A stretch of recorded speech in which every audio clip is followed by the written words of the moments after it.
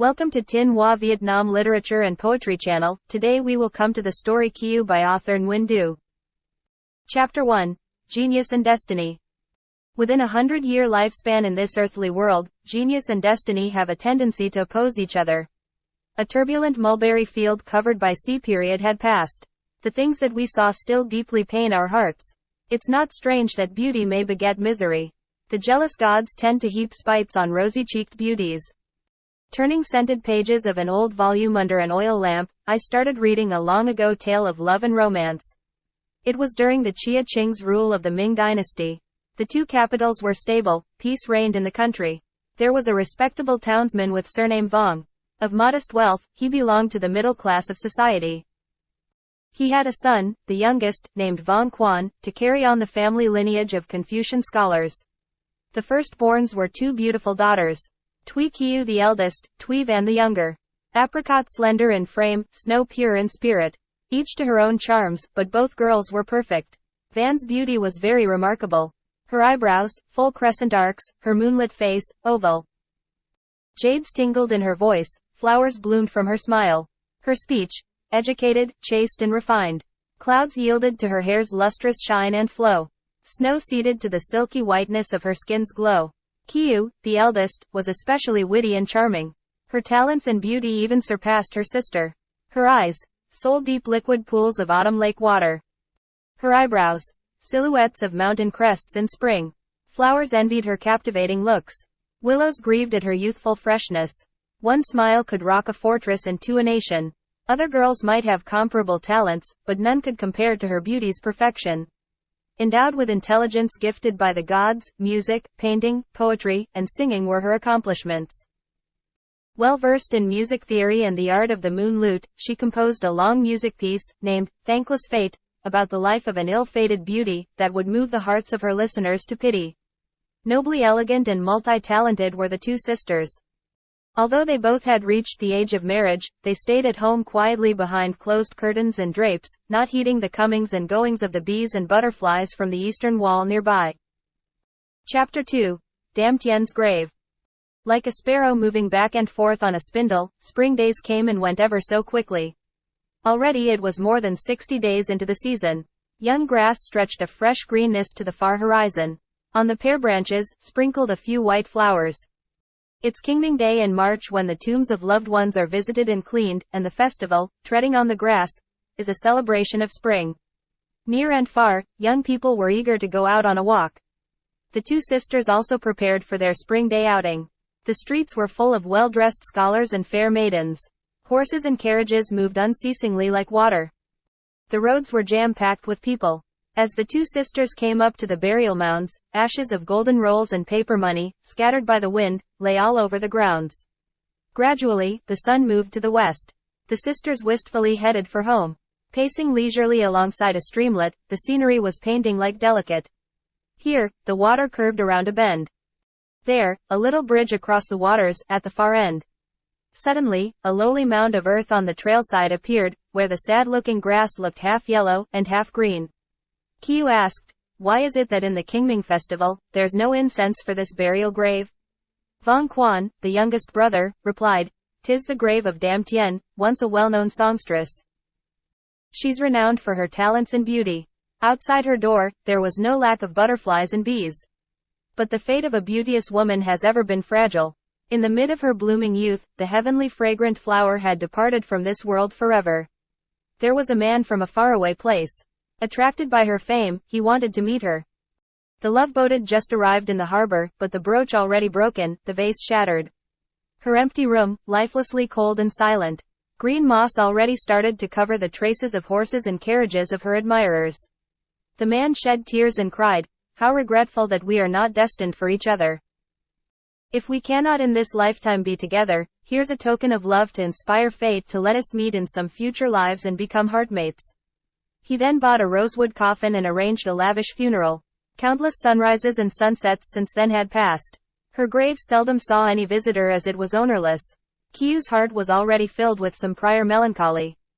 After hearing the story, her pearl teardrops started to fall profusely. Alas, how painful is the destiny of a woman. It's said that an unhappy fate is our common lot. Alas, How pitiless the Creator is. To lay waste to a maiden's youth and wither her beauty. When alive, she's the wife of many a man. When dead, she becomes a ghost with not a single husband. Where are her ardent lovers now? Where are those beauty-craving admirers? As there's no one to think of her, I will burn a few incense sticks. Call it a meeting of sympathetic hearts on the road. Hopefully, she in the underworld will know. She muttered prayers in tones high and low, then made a bow before leaving the grave. Under the twilight, the grass was withered. The wind blew lightly through the shivering weeds. She pulled down a silver brooch from her hair, and carved on the tree a 4-line, 3-rhyme stanza. Then, as if falling into a state of enchantment, she stood motionless and lost herself in thought. Her lovely face turned sad and pensive. Immersed in sorrow, streams of pearly tears kept falling. Van said, "My sister, you are ridiculous to have spare teardrops to weep for people of long ago." Kieu replied, "Since time immemorial, the cruelty of fate has never spared any woman. Just thinking of this makes me grieve. Seeing her lying there, I wonder what's in store for my future." Nguyen cut in, "My dear sister, each line you speak gets harder and harder on the ears. The atmosphere here is spirit-heavy and gloomy. Evening shadow descending and the way home still far." Kieu said, "Those talented elites, their bodies may perish, but their spiritual essences will persist. Who knows if kindred souls will not together meet? Wait a little while, she may show herself soon." The words barely spoken with no forthcoming reply when a strong whirlwind suddenly from nowhere arose. Violently, it shook the trees, causing flowers and leaves to fall, and threw whiffs of perfume in the air. Following the path the whirlwind took, they saw fresh and clear footprints on the moss. On seeing this, everyone was a little terrified. Kieu spoke. "This is the power of true faith and trust. Sympathetic souls are bound to meet each other. If we're to be sisters, care not that we are from different worlds." In heartfelt gratitude to Dame Tien for showing her presence, Kieu added to the recent verses a few more lines. Her sensitive heart was full of feelings and inspiration. On the foot of the tree, an old-style poem was inscribed. Chapter 3. The handsome Kim appeared. While half wanting to stay, half wanting to leave, a sweet melody from somewhere approached near. Seemed to be a young scholar riding on a horse, at a leisurely pace with hand loosened on the reins. Half a pocket of dreamer's moon and poet's wind, with a couple of page boys following him. His coat had a light scent of fresh grass, its hue was that of the blue sky.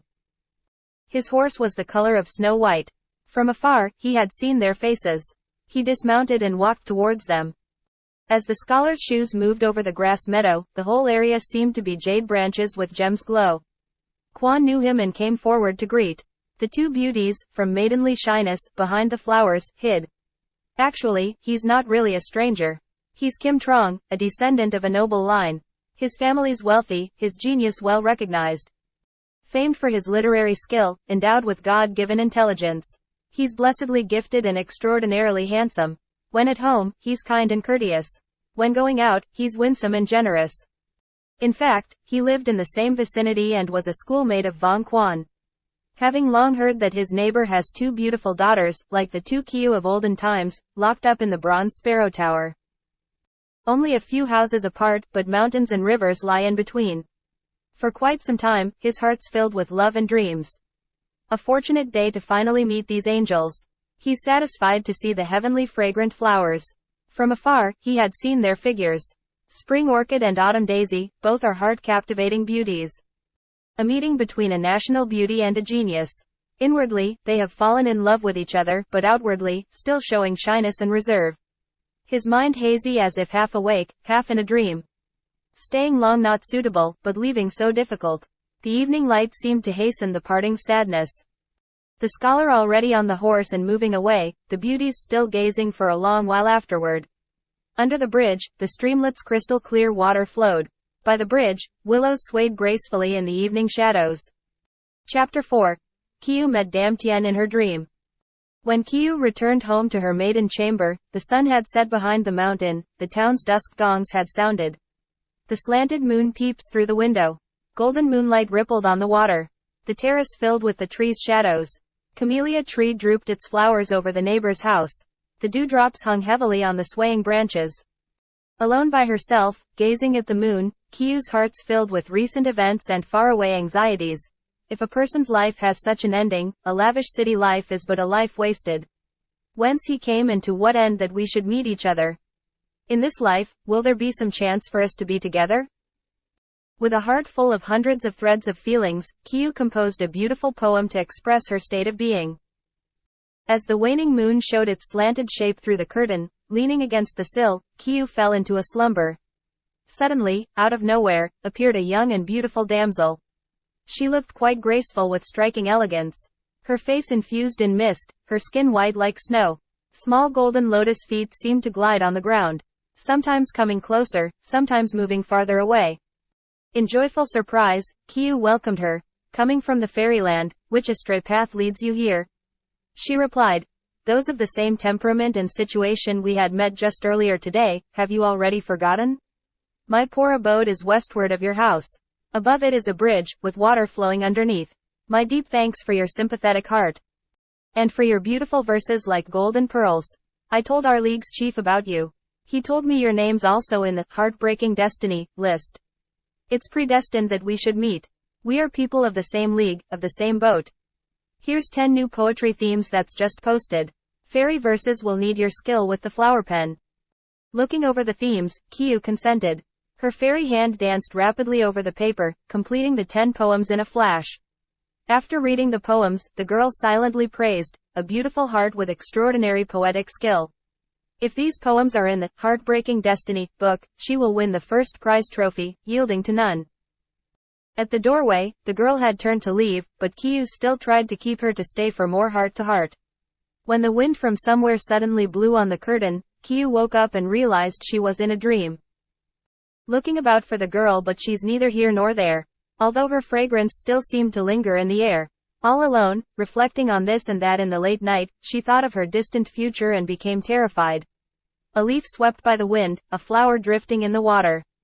Would that be my fate in this life? She kept mulling over. Endless waves of innermost feelings swamp her heart. As she reflected on life's paths, she started to sob. Her crying reached her mother's chamber, who woke up and asked, "What's the matter? Why are you still up at night, and your flower face wet with tears?" Kieu replied, "Your little daughter hasn't yet repaid filial duties to father and mother. This afternoon, we visited Dame Tien's grave. Then tonight, I saw her in a dream. Mother, what's the Heartbreaking Destiny book about? And those sad themes she gave me to compose poems for. Based on what happened in the dream, I think my future will be nothing but dismal." Mother taught, what groundless, absurd dreams. Why, because of nothing, put worries and distress into your heart? Kieu listened to her mother's counsel and stopped grieving. Hardly had sorrow left, she began to think of love. Outside the window, orioles were gently chirping. On the side wall, the catkin flew over to neighbor's house. The moon casted its slanted shadow on the veranda. All by herself with inmost thoughts abound, she felt so alone. Chapter 5. Kim Trong in Love. It's well known that for those who are romantics, who could unravel the threads of love in their hearts. Since he returned home from the chance meeting, she was constantly in his thoughts and his feelings. The more he tried to shake off sorrow, the more it grows. Like 3 autumns compressed in a day, it was drearily slow. Heavy drapes shrouded her window like a wall of clouds. Each night, he dreamed of a glimpse of her at her house. A month had already passed by. Depression filled his heart. He yearned to see her face but could not. His study room had the cold feel of metal. Ink brush tips dried, lute strings out of tune. A light wind blew through the blinds, creating a nostalgic melody. Fragrance aroused longing, tea lacked its usual taste. If it's not predestined love for 3 lives, why such heavenly beauty to tease one's heart? Feeling wistful for the special place of first meeting her, he left his house hurriedly to go there. The place now covered with lush green grass. Clear water flowed under the bridge, but nothing else about her to see. The evening breeze seemed to invoke melancholy. The lonely reeds swaying in mocking affirmation. A sudden desire to see her filled his heart. He hurriedly headed towards the blue bridge to her house. Deep and austere looking, with closed gates and high walls. So ended the chance of seeing and talking with her. Leaves of willows drooping, forming a natural curtain. An oriole chirped mockingly from a tree branch. Behind several closed gates, somewhere was her chamber. The front yard was filled with fallen flowers, but she's nowhere to be seen. He stood there for a long while, then strolled around. Suddenly he saw. Behind the backyard, there's a house. It belonged to Viet Go, a businessman. The owner's away and the house is empty. He rented it as a student from another town. With his loot, books and belongings, he moved into the place. The landscaping's in a good state with grass, rocks, and trees. A terrace named Vieux Tui, in golden letters still fresh. Joyful of such a happy coincidence, he wished, it must be love ordained by heaven. From his room window, he kept watching the eastern wall each day. So near to her, yet it seemed like 10,000 miles away. For the fairy cave was closed even to the wind. It's now 2 full moons since he'd moved in. And yet, not even, of her shadow, a single glimpse. Blue Bridge. Bui Hang of Tang Dynasty met a fairy on the Blue Bridge. Afterwards, he obtained the jade pestle which is used in the making of divine medicine bills, and gave it to her as the requested bridal gift. One serene day, looking over the wall, he saw a graceful figure flitting by the peach tree. He put down his lute, tidied his dress, and rushed out. The perfume still lingered strongly, but she was gone. He walked around the wall. On the peach tree lay a silver hair brooch. He stretched his hand and took it home. From which maiden's chamber came this? It must be she to have this precious thing. If not a predestined love, it wouldn't be this easy to fall into one's hands. Lying sleepless, he kept fondling the brooch. It still had her lingering scent. Chapter 6. Kieu met Kim Trong. At early dawn, Kim saw her, when the fogs just cleared. By the wall, she seemed a little puzzled as she searched far and near. Kim has been waiting for her to appear all night. He raised his voice over the wall to sound out her mind. A silver brooch I've just found. How would one know, for the pearl to be returned, where's Union Town? From the other side, Kieu replied, I'm grateful for a gentleman's heart that doesn't care for dropped things. The brooch is worth only a few farthings. But the noble-heartedness of a gentleman is highly esteemed. Kim replied, we are close neighbors. Just next door and not at all distant strangers. A chance fortune for me to find a lost brooch to compensate for the sorrow in my heart all this time. It had been so long for me to wait for this day. Please stay a while to converse and let us get to know one another better. He hurriedly went back and take a few things from his room. A velvet piece of cloth with 2 golden bracelets from his heirlooms. With a ladder, he stealthily climbed over the wall. Is she not the very person he met that day? On recognizing him, she became shy and a little embarrassed. He gazed at her, while she shyly bowed her head. Kim said, since our chance encounter at the festival, my heart's been longing for you all this time. Lovesickness is wearing my body thin. If I just wait, who knows if there would be a today. A full month already passed by since we met. I had to dare for a chance to see and talk with you. And now, do please grant me this, would a noble pedestaled mirror shine on a humble duckweed?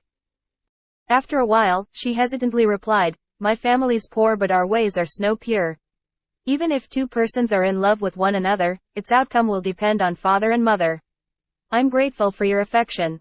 I'm but a child and do not know really what to reply. Kim said, yesterday's windy, tomorrow may be rainy. A spring day like this does not, by any chance, come easy. Even if you do not consider my infatuation, it's bad for me, but is it of use to anyone? We could first bind our affection.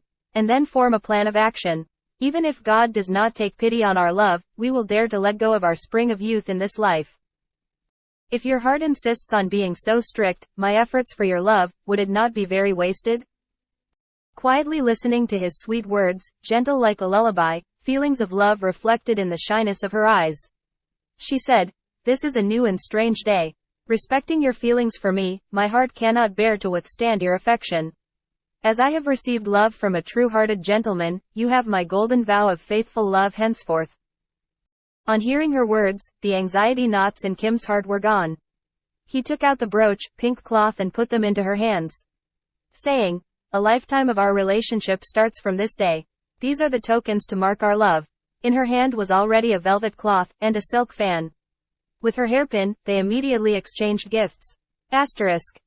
Their love vows were scarcely spoken, when from the back of the house, voices were heard. Hurriedly they left, brushing against leaves and flowers.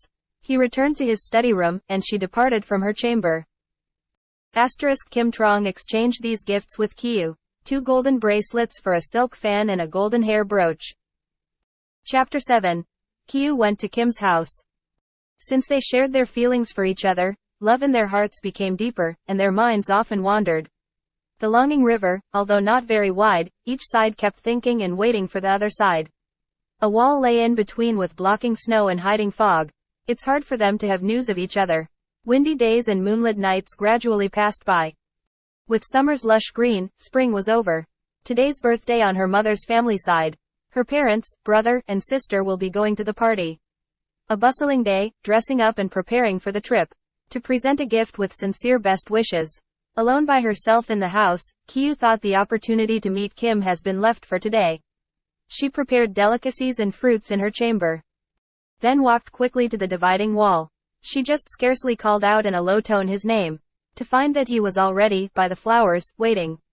He complained that she has been lukewarm to him. To let their love relationship be cold for so long. His heart's been alternating between longings and sorrows. Half of his head will soon become white with fog and snow. She replied, "The wind kept me, the rain detained me. I'm sorry for letting you down all this time. But today, no one's at home. I come out here to return with gratitude your affection." She then walked around the garden's miniature mountain. At the wall's end, there's a gate that's just fenced. She rolled up her sleeves and opened the gate, then pushed the clouds aside to see clearly the way to fairyland. Their faces brightened as they looked at each other. Greeting wishes were said, and inquiries about health and weather. Shoulder to shoulder, they walked back to his study room, conversing about poetry and their love vows by mountain and river. On a side table, lay various ink cups and pen brushes. Hanging on the wall was a painting of cedar trees. Their strengths and exposure to wind and fog were expressed naturally. As she gave praises for the brush strokes, the more she looked, the more vibrantly fresh she found them to be. Kim said, "The painting was drawn just a little while ago.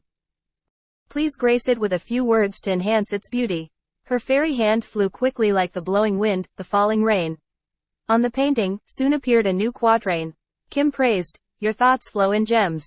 Even Miss Ban, Miss Ta are not equal to that. Asterisk if in previous lifetimes, had I not done a lot of good things, I would not have the happiness of being together with you." Asterisk Miss Ban, Miss Ta were two famous literary figures of the past. She replied, "Just from a hidden glance of your face, I think that if you will not become a royal court's member, then at least you will be an honored official. As for me, my fate's thin like a grasshopper. Don't know if God will grant us a future together.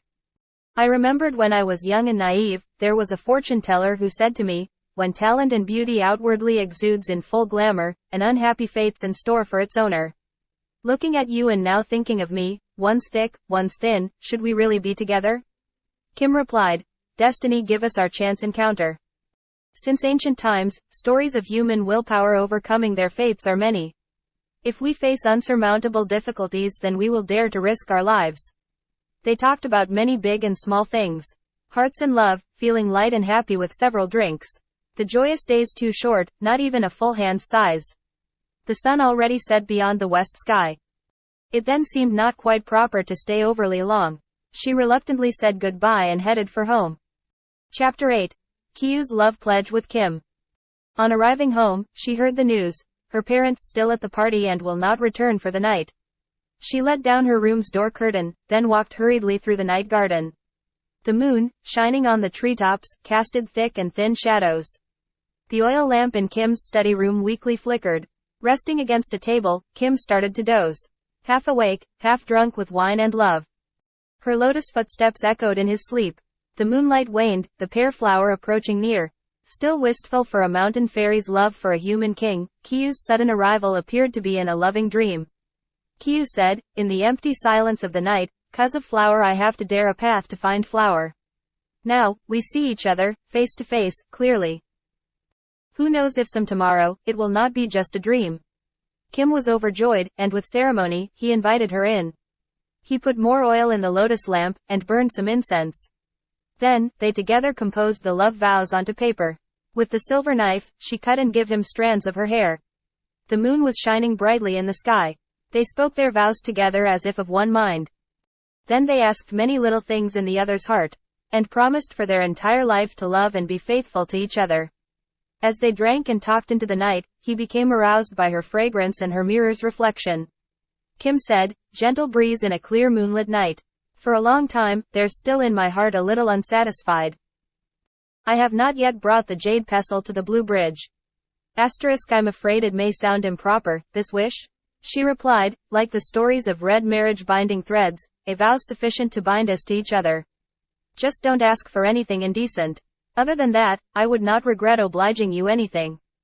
Asterisk I have not yet brought the jade pestle to the Blue Bridge, means they're not married. Refers to a story of Bui Hang in the Tang dynasty meeting a beautiful girl and her mother on the Blue Bridge. He wanted to marry her, but her mother required him to bring the jade pestle from the fairy realm to make medicine as a bridal gift.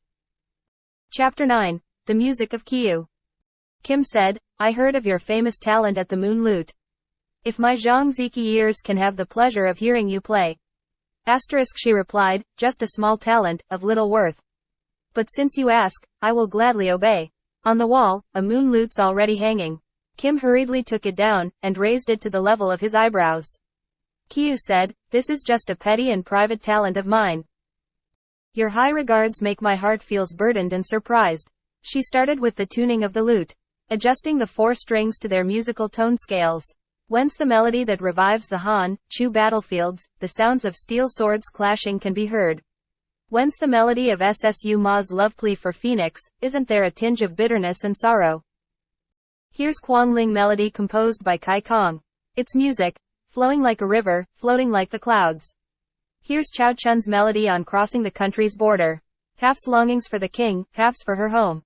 Clear like the sound of a crane flying by. Thick like the waterfall in the middle of its descent. Unhurried like a gentle breeze passing outside the door. Quick and hurried like it's raining hard and heavy. Asterisk refers to the legendary friendship between Gukan master Yu Boya and Zhang Ziki, his woodsman friend. This friendship is commemorated in the famous Chinese music piece, High Mountains, Flowing Water. The oil lamp sometimes bright, sometimes dark, making the person sitting there also feel sad. Sometimes he rested his elbows on his knees. Sometimes he bowed his head. Sometimes his insides felt all twisted up. Sometimes his eyebrows curled up in a frown. He said, it's good, exceedingly good. But it's so full of bitterness and sorrow. Why play such a mournful piece to make your heart heavy and the listeners unsettled? Kieu replied, a bad habit I'm accustomed to. Sad or joyous, it's my endowed nature, what can I do? But your words are golden advice, I will keep them in my heart. Kim said, please do try to make it less bitter and distressful. Chapter 10. Don't treat love as a game. Her flower scent became increasingly fragrant in the night. Gazing into her sparkling eyes, his love turned into fire. Waves of desire swept through his heart. As he cuddled her, his growing lust began to show. Kieu said, don't treat our love as a game. Please stand away from me and let me finish my say. Nothing so precious about a mere peach blossom flower. The peach garden doesn't dare defend itself from the bluebirds. But as you want me to be your future wife, the rules of good wife ethics put chastity first. If a woman's easy with granting sexual favors, then who would ever want to marry her? Love relationships not a temporary eat then leave place. The chastity of a lifetime, how can one forsake it in a day? Asterisk Sui and Chong. Characters in the play, Romance of the West Chamber, or West Chamber Tale. Think of notable love stories from the past to the present. Which couples are better matched than Sui and Chong? Pre-marriage sex had destroyed their love for each other. She obliged him too much, so he got tired of her. Even while they were together and passionately in love, he looked down on her in his heart. The West Chamber grows cold with broken vows, turning an affectionate love into a shameful one. If a lady fights to protect her chastity against her future husband, when they're married, she'd feel ashamed, and because of whom? Please, why hurry in making demands for sexual pleasure? While I'm alive, I promise one day you will get your due. Upon hearing her sweet and virtuous words, she gained his respect to the fullest. Asterisk Sui and Chong. Characters in the play, Romance of the West Chamber, or West Chamber Tale. Chapter 11. Kim's uncle's death. As the silver moonlight turned pale along the roof eaves, they heard someone urgently calling from outside the front gate. She hurried back to her chamber, while Kim rushed across the peach flower yard. As soon the brushwood gate got opened, a young family servant came in with a letter from home, and brought news of Kim's uncle's death while living abroad. Kim's father bade him to go to Liaoyang, a distant land beyond the hills and valleys, to bring back his uncle's remains and help in the obsequies. The news completely astounded Kim. He quickly went to Kieu's house, to tell her in detail the entire story of his uncle's death, his duties in the family mourning, and his feelings on being far away. We've only been a few times together. Yet now, we have to part from each other. No chance for us yet to tie the marriage silk threads, but the moon that we exchanged our love oaths by, will always be up there, watching us from the far sky. When I'm thousands of leagues away, each day without you will be like 3 winters. Alas, when will the threads of my grief be unraveled? Please do take precious care of yourself, my love. So I, at the world's ends, can be at ease. On hearing those words, her heartstrings entangled in knots. Mood uncertain, she expressed her feelings and thoughts. The god of nuptials, why does he hate us so? The joy of union not yet felt, the sorrow of parting already suffered. Together, we made a sacred oath. Though my hair will turn gray one day, my love for you will always stay. It matters not if I have to wait months and years. I only grieve for your journey's hardships. We had pledged to each other a unanimous heart. This life, I will never play my lute abroad another man's boat. As long as mountains and rivers still exist, come back, remembering her who's with you today. Lingering hands in hands, not wanting to part till the sun stood directly above the roof. Each footstep taking them farther apart, each farewell inciting streams of tears. In haste, Kim saddled his horse and tied his bags. They parted ways, with their grief split into half. Feeling sad as he looked at the foreign landscape. On the tree branches, many cuckoos gathered. At the sky's horizon, only some swallows. Grief for him, who journeys through wind and rain. Each day, longings of love weighed down the heart. While she was still standing against the west porch, her heartstrings twisted like entangled silk threads. Through the window, she gazed at the mists and beyond. She saw a washed-out flower, a willow gaunt and pale yellow. Chapter 12. A bunch of green flies. Agitated, she paced back and forth in the house when the party attendees returned from the birthday feast. Exchanges about health and such were barely started when burst in a noisy bunch of bailiffs. Some holding cudgels, others wielding long knives. A mob of buffalo-headed, horse-faced fiends rushing around like berserks. They put kangas on the old man and his young son, and tied the two together with a cruel rope. Like a bunch of green flies buzzing all around the house, they smashed the work baskets and shattered the looms. They sacked the household thoroughly clean of jewelry, finery and personal things, to fill up their pockets of greed. From nowhere calamity had struck, but who had caused it all? Who had set the snare and sprung the trap? Upon inquiry, it was later learned some rogue of a raw silk seller brought a charge against Kieu's father. The whole household was taken aback with alarm. Cries of innocence shook the earth, the case's injustice dimmed the clouds. All day, they kneeled and begged for justice and mercy. But deaf ears have no pity, and cruel hands only blows. Father and son were hanged upside down on the beam. Even rocks would have broke, much less men. Their faces looked painful and frightened. This wrong can only be appealed to the faraway heaven. Today shows no strange behavior of those lawmen to wreak dire havoc on families just for the sake of money. Chapter 13. Kieu's decision. Kieu thought, what can I do to save my blood folks? When calamity strikes, one must act accordingly. A fated meeting of hearts, her parents' birth and care labors. Love and filial duty, which one weighs heavier? I will put aside the vows of love. A child must first pay the debts of birth and care. Her mind resolved, she then said, I'll sell myself for father's ransom money. There was an elderly notary surnamed Chung, who also worked for the Law and Order Bureau but somehow has a kind heart.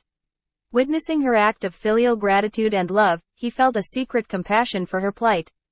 To clear the path of obstacles with payments and bribes, he reckoned that 300 liangs is needed. For now, he'd have her kinsfolk freed, and told her to provide the sum within 2 days or 3. Pity the child, so young and naive. Misfortune, like a windstorm, fell upon her suddenly. Her heart pained with parting from Kim in life and death. But even her life and sacrifice she does not regret. How can she regret giving up love?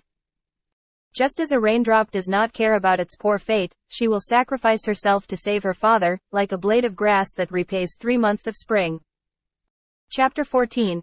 Kieu sold herself to Seve her dad. Matchmakers were told of her situation. Rumors of it stirred noisy gossips near and far. In a nearby neighborhood, there was a woman, who brought a suitor from some distant town.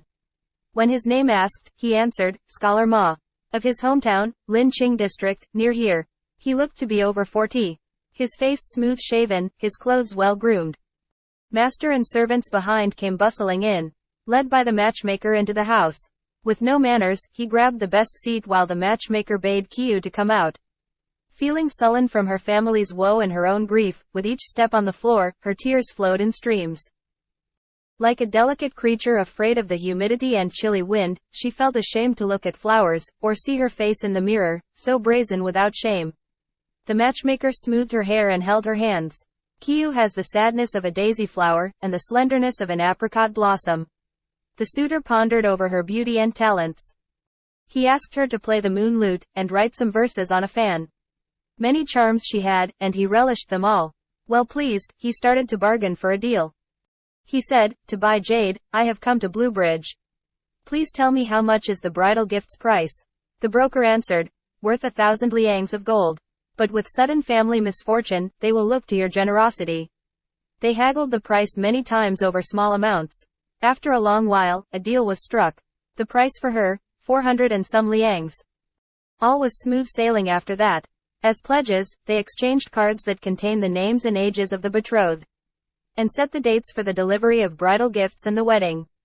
With cash ready on hand, what cannot be resolved? Words was sent to old Chung asking for help. At his request, old Vong can go home on probation. Pity for the old father and his young child. Looking at her with a distressed heart, he uttered, "Raising a daughter, you wishes she might find a fitting match, a worthy husband at her side. O heaven, why inflict on us such calamity? Who slandered us to tear apart our family? These old bones of mine do not mind the axe, but my child's ordeal agonizes my heart. Death occurs just once, either now or later. I would rather die than to suffer so." After those words, he shed more tears, then tried to knock his head against the wall. They rushed to hold him back and watched over him. She tried to soothe him with consoling words. "What is she worth, this daughter of yours, who had not paid one bit her debts of birth and care?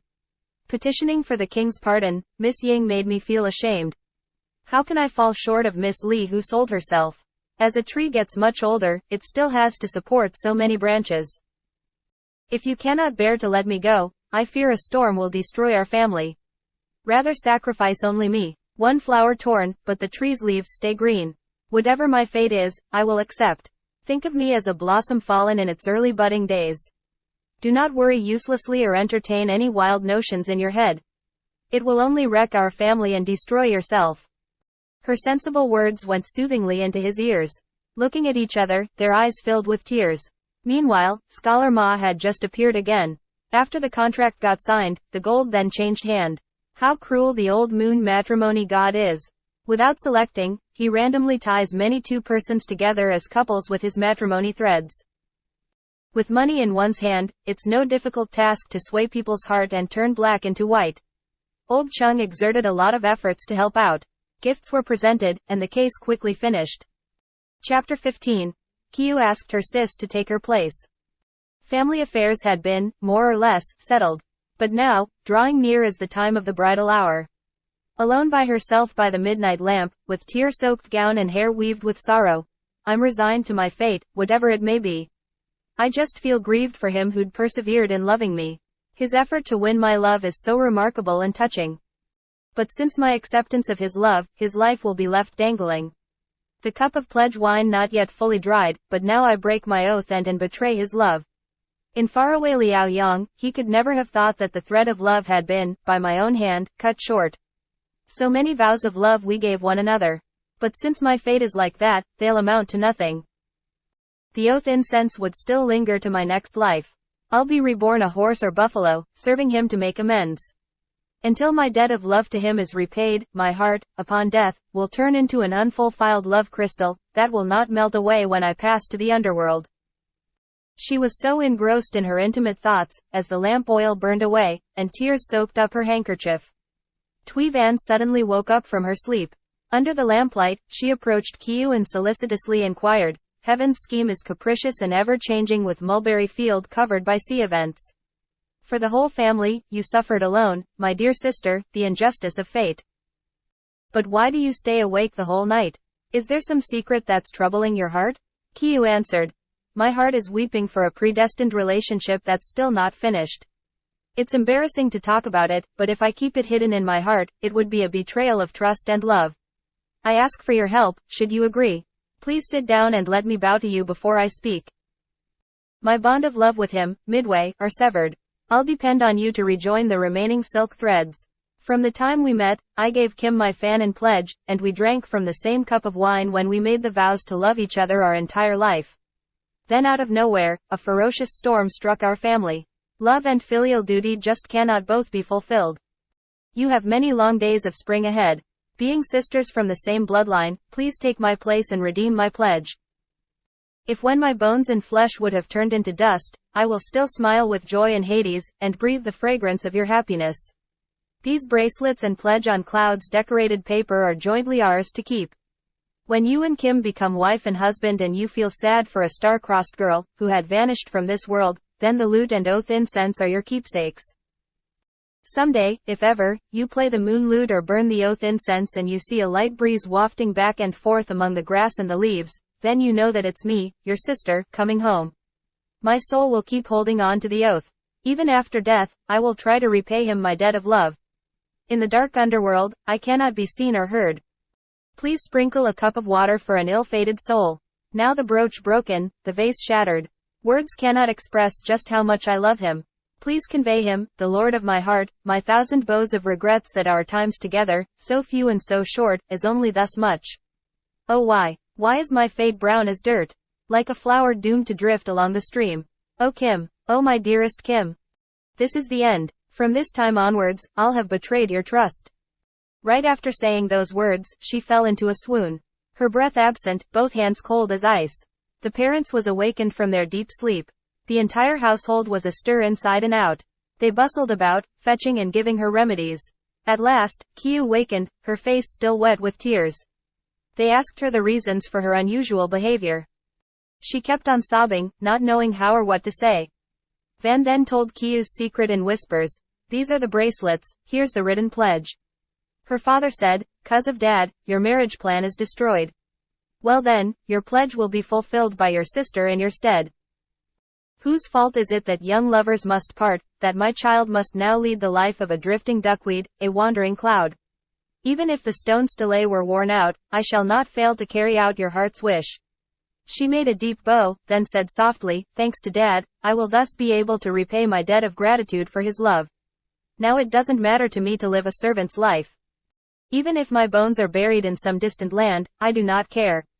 Kieu's extreme grief is hard to express while the South Tower's bell had tolled several times throughout the night.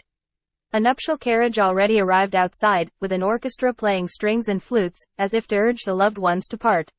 She felt pain to leave them, they felt pain to stay behind. Fallen tears penetrated the stone steps. The pain of a silkworm forcibly separated from its silk threads.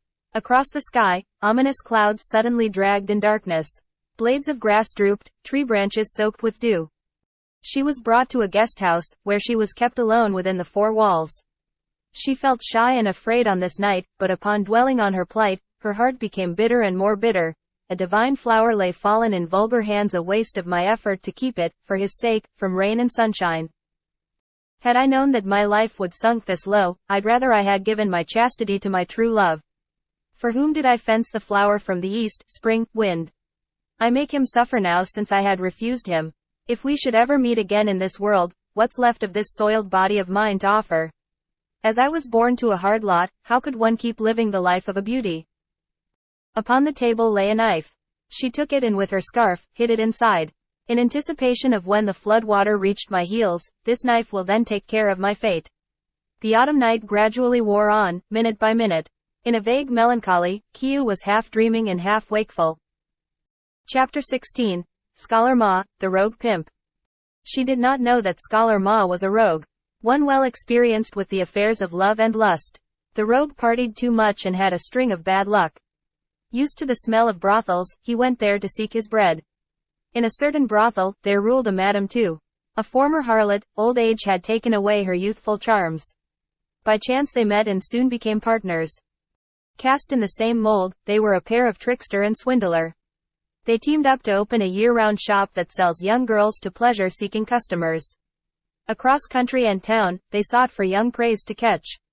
Under the name of buying maidservants or concubines. But in reality, the girls would be taught the trade of a harlot, the games of pleasure, the art of love. Good or ill, one's fortune is determined by the heavens. The heartbreaking destiny lists just added another unlucky person. Pity the fate of a young beautiful girl. A beautiful flower sold into the boat of a peddler. The poor girl was caught inside their trap, cheap bridal gifts, and a rushed wedding. Ma secretly rejoiced. The flag has come into my hand. The more I look at her, the greater is my desire. A kingdom's queen of beauty imbued with heavenly fragrance. One smile of her is worth 1,000 liangs of gold, indeed. To be the one to pluck the flower's virginity, princes and noble patrons will vie against each other. The price should be no less than 300 liangs. It should cover her cost, and thereafter, is profit. Dangling in front of me is a mouth-watering tidbit. Although I hate to lose money, I crave the heavenly beauty. The divine peach fruit within a mortal's grasp, I will pick it from the branch and taste it to satiate my hunger.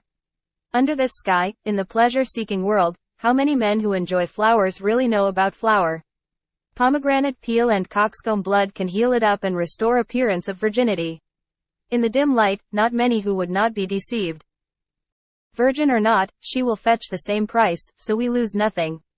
If the old broad finds out and gets angry, it's just the effort of one night kneeling on my knees. Besides, it's still a long, long way from home. If I continue to do nothing, she will get suspicious. How regrettable for the camellia flower. The bee now know its ways in and out. It was a heavy storm of wind and rain, with neither compassion for flawless jade, nor concern for pristine fragrance. This spring night was all one bad dream. She woke up and lay alone under the cold nuptial torchlight. Her tears poured down like rain. Hatred for him, and loathing for her soiled body. What breed of creature is he, so foul and disgusting? My so esteemed body now is a dishonor of the elegant female sex. It's over. Nothing left for me to hope and expect. A life like this is a life finished. Disappointed in love, sorry for her fate, she took out her knife and thought to kill herself. She mulled it over. If I were alone, dying wouldn't matter. But there's 2 loved ones to consider. Whatever problem occurs afterwards, an official investigation may cause serious woes for my parents. My situation will likely ease with time. Sooner or later, everyone dies just once. While she weighed the pros and cons back and forth, the sounds of roosters' crowings resounded around the wall. As the watchtower's horn blew through the morning mists, Ma came and hastened the departure. Chapter 17. Kieu leaving home. How heartbreaking it was, the hour of parting.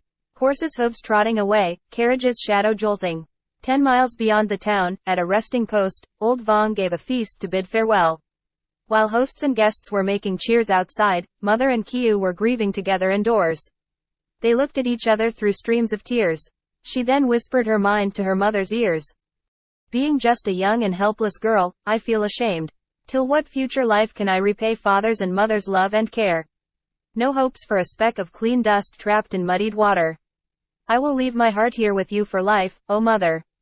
Judging by what I'd seen these past few days, I think I have fallen into the hands of an old scoundrel. When we got there, he left me all alone. When coming in, he tarries. When going out, he's in a hurry. When speaking, he makes blunders. Master and servants looks down on each other. Quite a different bearing from that of a gentleman. It seemed like he's some kind of a merchant. What else is there to say? On some foreign land, your daughter's doomed to live. And upon death, she'd be buried in soil unnative. Upon hearing those words, Madame Vong let out a shrieking cry for injustice that wants to pierce the heaven. After drinking together a few moments, although the farewell cup not yet empty, Ma went out and gave orders for the coach to leave. Heart heavy with love and compassion for his daughter, before the coach, old Vong pleaded with Ma. My young and delicate girl, cause of family's misfortune has come to be your servant. Henceforth, in some corner of the sea, at some point in the sky's horizon, she will live lone days with no kinsfolk in a foreign land. Within the shadow of you, a lofty pine tree, please protect the small clinging vine from frost and snow. To these words, the bridegroom replied, our feet are bound together with red silk threads. No matter how our lives may turn out in the future, let the sun and moon be my witness, if I should betray her trust, the demon's knives will draw my blood. Like a stormy wind under the cloudy sky, the coach sped off with whirling dust as if it wants to fly. Wiping their tears, they kept gazing on that horizon, for days and nights.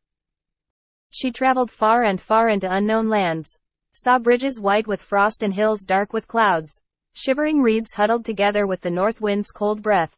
An autumn sky just for her and her alone. On a quiet night road that stretched into the far distance, the sight of the moon aroused Kieu's shame of her vows.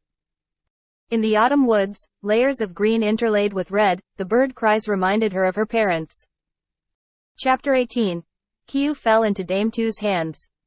Through many unknown mountains and streams, Lin Su took 1 full month to arrive. As the carriage stopped before the entrance gate, she saw a person immediately walked out. At first glance, one would notice her skin's pallid. What does she feed on to be so bulky, so tall and big? Before the coach, with wanton cheerfulness, she gave greetings. At her bidding, Kieu meekly went inside the house. On one side were some girls with finely trimmed eyebrows. On the other were seated some playboys, about 4 or 5. In between was an altar, and above it hanged a statue with white eyebrows. By the customs of the brothels since ancient times, this profession has for patron this fellow. Day and night, they worship him with incense and flowers. When some jinxed gal has too few customers, in front of him, she would take off her dress, burns incense and mumbles some prayers. She'd then take the altar flowers and put them under her mat. Then butterflies would come all around her in swarms. Confused, not aware of what it was, Kieu knelt down as told. The bod then prayed, "May this shop's business thrive with fortune's blessings. That each day and night is a festive celebration. May all men who see her love her, and come flocking like orioles and swallows. May love letters and appointments be aplenty. To show one satisfied customer out the front door, and welcome a new one from the back." Strange words to Kieu's ears, she did not understand. She vaguely realized that something was very amiss. After another ceremony of the ancestral altar, Dame Tu installed herself cross-legged on the bed. She ordered, "Kowtow to your mother here, then go and kowtow to your uncle over there." Kieu said, "By misfortune, I'm living a drifting duckweed life, separated from my kin. With my humble lot, I am resigned to the role of a concubine. For what reason is an oriole turned into a swallow? I'm too young and inexperienced to know what my real status is." All the usual marriage ceremonies were celebrated. Bridal presents, nuptial rites, wedding procession and all. We lived together and had shared intimacy between spouses. But now, you have changed the roles and ranks. Please allow me to ask you for a few words of clarification. After hearing her words, the woman understood what had happened. She then flew into a furious rage. "It's so plainly obvious. She took away my husband alive. I told him to go and bring some lass back here, and put her to work as a hostess to help us earn our bread. But that unfaithful knave, that inhuman rogue, with his damn lust, he had to play with her first. Now that her virginity is no more, it's over. Over. The money that I'd put up had gone to hell. You there had been sold to me. In my house, you have to live by my rules. When that old man tried to take you with his dirty trick, why didn't you slap his face, but listen to him instead? Why did you so meekly lie there and submit to his lust? A young chit, yet did you already have so early an itch to ply your trade? I must teach you what my rules are." Grabbing a whip, she's about to pounce and lash. Chapter 19. Kieu committed suicide. "O lofty heavens! O thick earth!" Kieu cried out, "My life, I had forsaken the day I left my home. Well, to finish it, I had nothing more to regret." At once, she pulled out the knife hidden in her sleeve. The bod was afraid that Kieu had the courage to kill herself. She was still watching Kieu's countenance as Kieu stabbed. Alas, such great beauty and splendid talent. Is a cruel knife to take away her unfortunate life from this world? News of her undeserved misfortune broke out noisily near and far. The house, for once, was fully packed with a crowd of people. While she lay there all quiet in her deep slumber, the bod just stood there, her wits gone, trembling and staring. Then Kieu was brought to the west wing. A nurse was assigned to care for her, a doctor called in. But her ties to this world were not yet finished. In her sleep, she sensed a girl was standing by her side. The girl whispered, "Your karma's not yet done. How could you escape your debt of heart-rending grief to life? Your fate still holds you to a beauty's misfortunes. What a human wishes for, heaven may not allow. Wait until you fulfill your destiny of a frail reed. By the Chiantang River, we two shall again meet." Chapter 20. Dame Tu's promise to Kieu. After a whole day of medicine and care, Kieu slowly wakened from her death-like faint. Dame Tu was waiting by the bed. With carefully chosen words, she gently coaxed Kieu. "Every one of us has but one life. You're a blooming flower with many long spring days ahead. Somewhere along the line, there has been a mistake. With your virtuousness, how could I have the heart to force you into the sexual games of love? But since your missteps took you here, lock up your chamber and wait for your nuptial day. While you still live, your assets remain. We'll find you a worthy husband of good family. Why lay misfortune on a blameless person? You not only hurt yourself, but also harm me. What's the point? In a soft tone, she spoke her earnest advice in Kieu's ear. The right and wrong in what she said seemed very clear. Besides, there were the words from the spirit in her dream. Heaven takes a hand in shaping human destiny. This life, debt has not yet been repaid. Why wait for debts to pile up in the next life? She listened in silence to Dame Tu's plea, then she replied, who would want to have things turned out like this? If things will be as you said, then I'm fortunate. Will tomorrow's keep today's promise? I dread when the bees and butterflies make demands. I'd rather die unsullied than to live a life in mud. Dame Tu said, my daughter, have your mind at ease. I do not have the heart to cheat you for pleasure. If later, my actions do not match my words, above our heads, there will be the judge, the sun that shines on us. After hearing her solemn oath, Kieu's heart was relieved, and she gradually felt better. Chapter 21. In Jade Tower, longing for home. Kieu now lived in the Jade Tower with a few friends, some distant hills and the nearby moon. On all four sides into the far distance that she could see, some dunes of gold sand, some trails with red dust. With resigned ennui and shame, her days slowly went by, from watching dawn clouds to staying awake by the night lamplight. The scenic view and her feelings divided her heart in two. She thought of him, the cup of pledge wine under the moonlight. How he must be longing for news of her each day. In this corner of the sky, alone on this lost shore, how would she ever cleanse her tainted heart? She grieved for those awaiting at the door for her return. Who would fan her parents now during hot weather, and keeps them warm them in the cold winter? After these months of rain and shine, the yard's catalpa tree probably big enough to stretch her arms around. In sadness she watched the harbor at sunset. Whose boat was it with sails appearing and disappearing far off? In sadness she watched the river flowing into the sea. Drifting flowers on the water. Where would they go? In sadness she watched the vast plain of wilted grass. A bluish tint where the earth meets the clouds. In sadness she watched the wind-raising eddies in the bay. The waves were roaring around her seat. All around her were foreign streams and unknown hills. An exile's sorrow inspired her with a few quatrains. Chapter 22. Kieu fell into So Khan's trap. Feeling sorrowed, she let down the beaded curtain. Then she heard a voice across the wall speaking some verse with rhymes that match her poem. He was a young man, in the flush of youth, well-groomed and elegantly dressed. She thought he also came from a line of gentlefolk. Upon inquiry, she learned that he's called So Khan. Upon seeing her beautiful silhouette behind the curtain, appearing to be heart-smitten, he declared his love. Alas! The beauty of a kingdom, the fragrance of heaven's flower. Whence and how did she stray to this place? She's a treasure that should only be found on the moon or some other cloud palace. Oh flower, beautiful flower, how could it be doomed to this wretched life? My bosom boils with anger at the unjust old god. This suffering heart, who will understand me?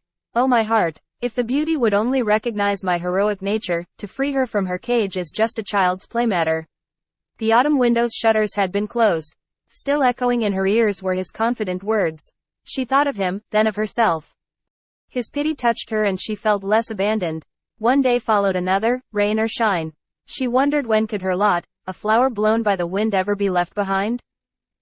She'd take a risk and send a few words to the man, asking him to extend his compassionate hand to save a person drowning in a sea of woes.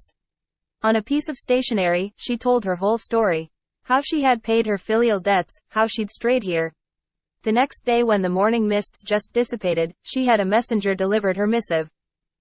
The golden sun was disappearing in the west, when a letter from him arrived. She opened the cherry blossom decorated note and found just 2 words, Tik Viet, in clear-cut strokes. She decoded the words for their hidden meaning, the 21st hour of the dog. Isn't it? At dusk, the birds, one by one, returned to the woods. Through the camellias shone a half moon. On the east wall, tree branches' shadows stirred. Parting the shutters, she saw So Khan crept in. Abashed, she gathered her nerve to greet him. After a kowtow, she whispered her appeal. I'm just a duckweed, a bubble. Strayed from my kindred to bear the debt of living among the orioles and swallows. I beg you to save me from this life. My bones and flesh, my life and death, I entrust in your hands. I'll express my gratitude for you in hundreds of ways later on. He listened, nodding his head, then said, I'm not just anybody, you know. Since you trust me and came to me for help, I will have your sea of woes be drained, before I'm done. Kieu said, I rely on your kindness for everything. I will follow your plan, whatever it is, to end this. He said, I have a horse, as swift as the wind. And a servant from a lineage of hardy people. Let's grasp the opportunity and slip away. Of the 36 strategies, this one's the best. If any difficulties should arise, with me here with you, they will come to naught. Upon hearing his words, she became suspicious. But having gone too far, she couldn't draw back now. Resigned to the risk of closing her eyes and jumping forward. Then see to where the maker would spin and roll her life.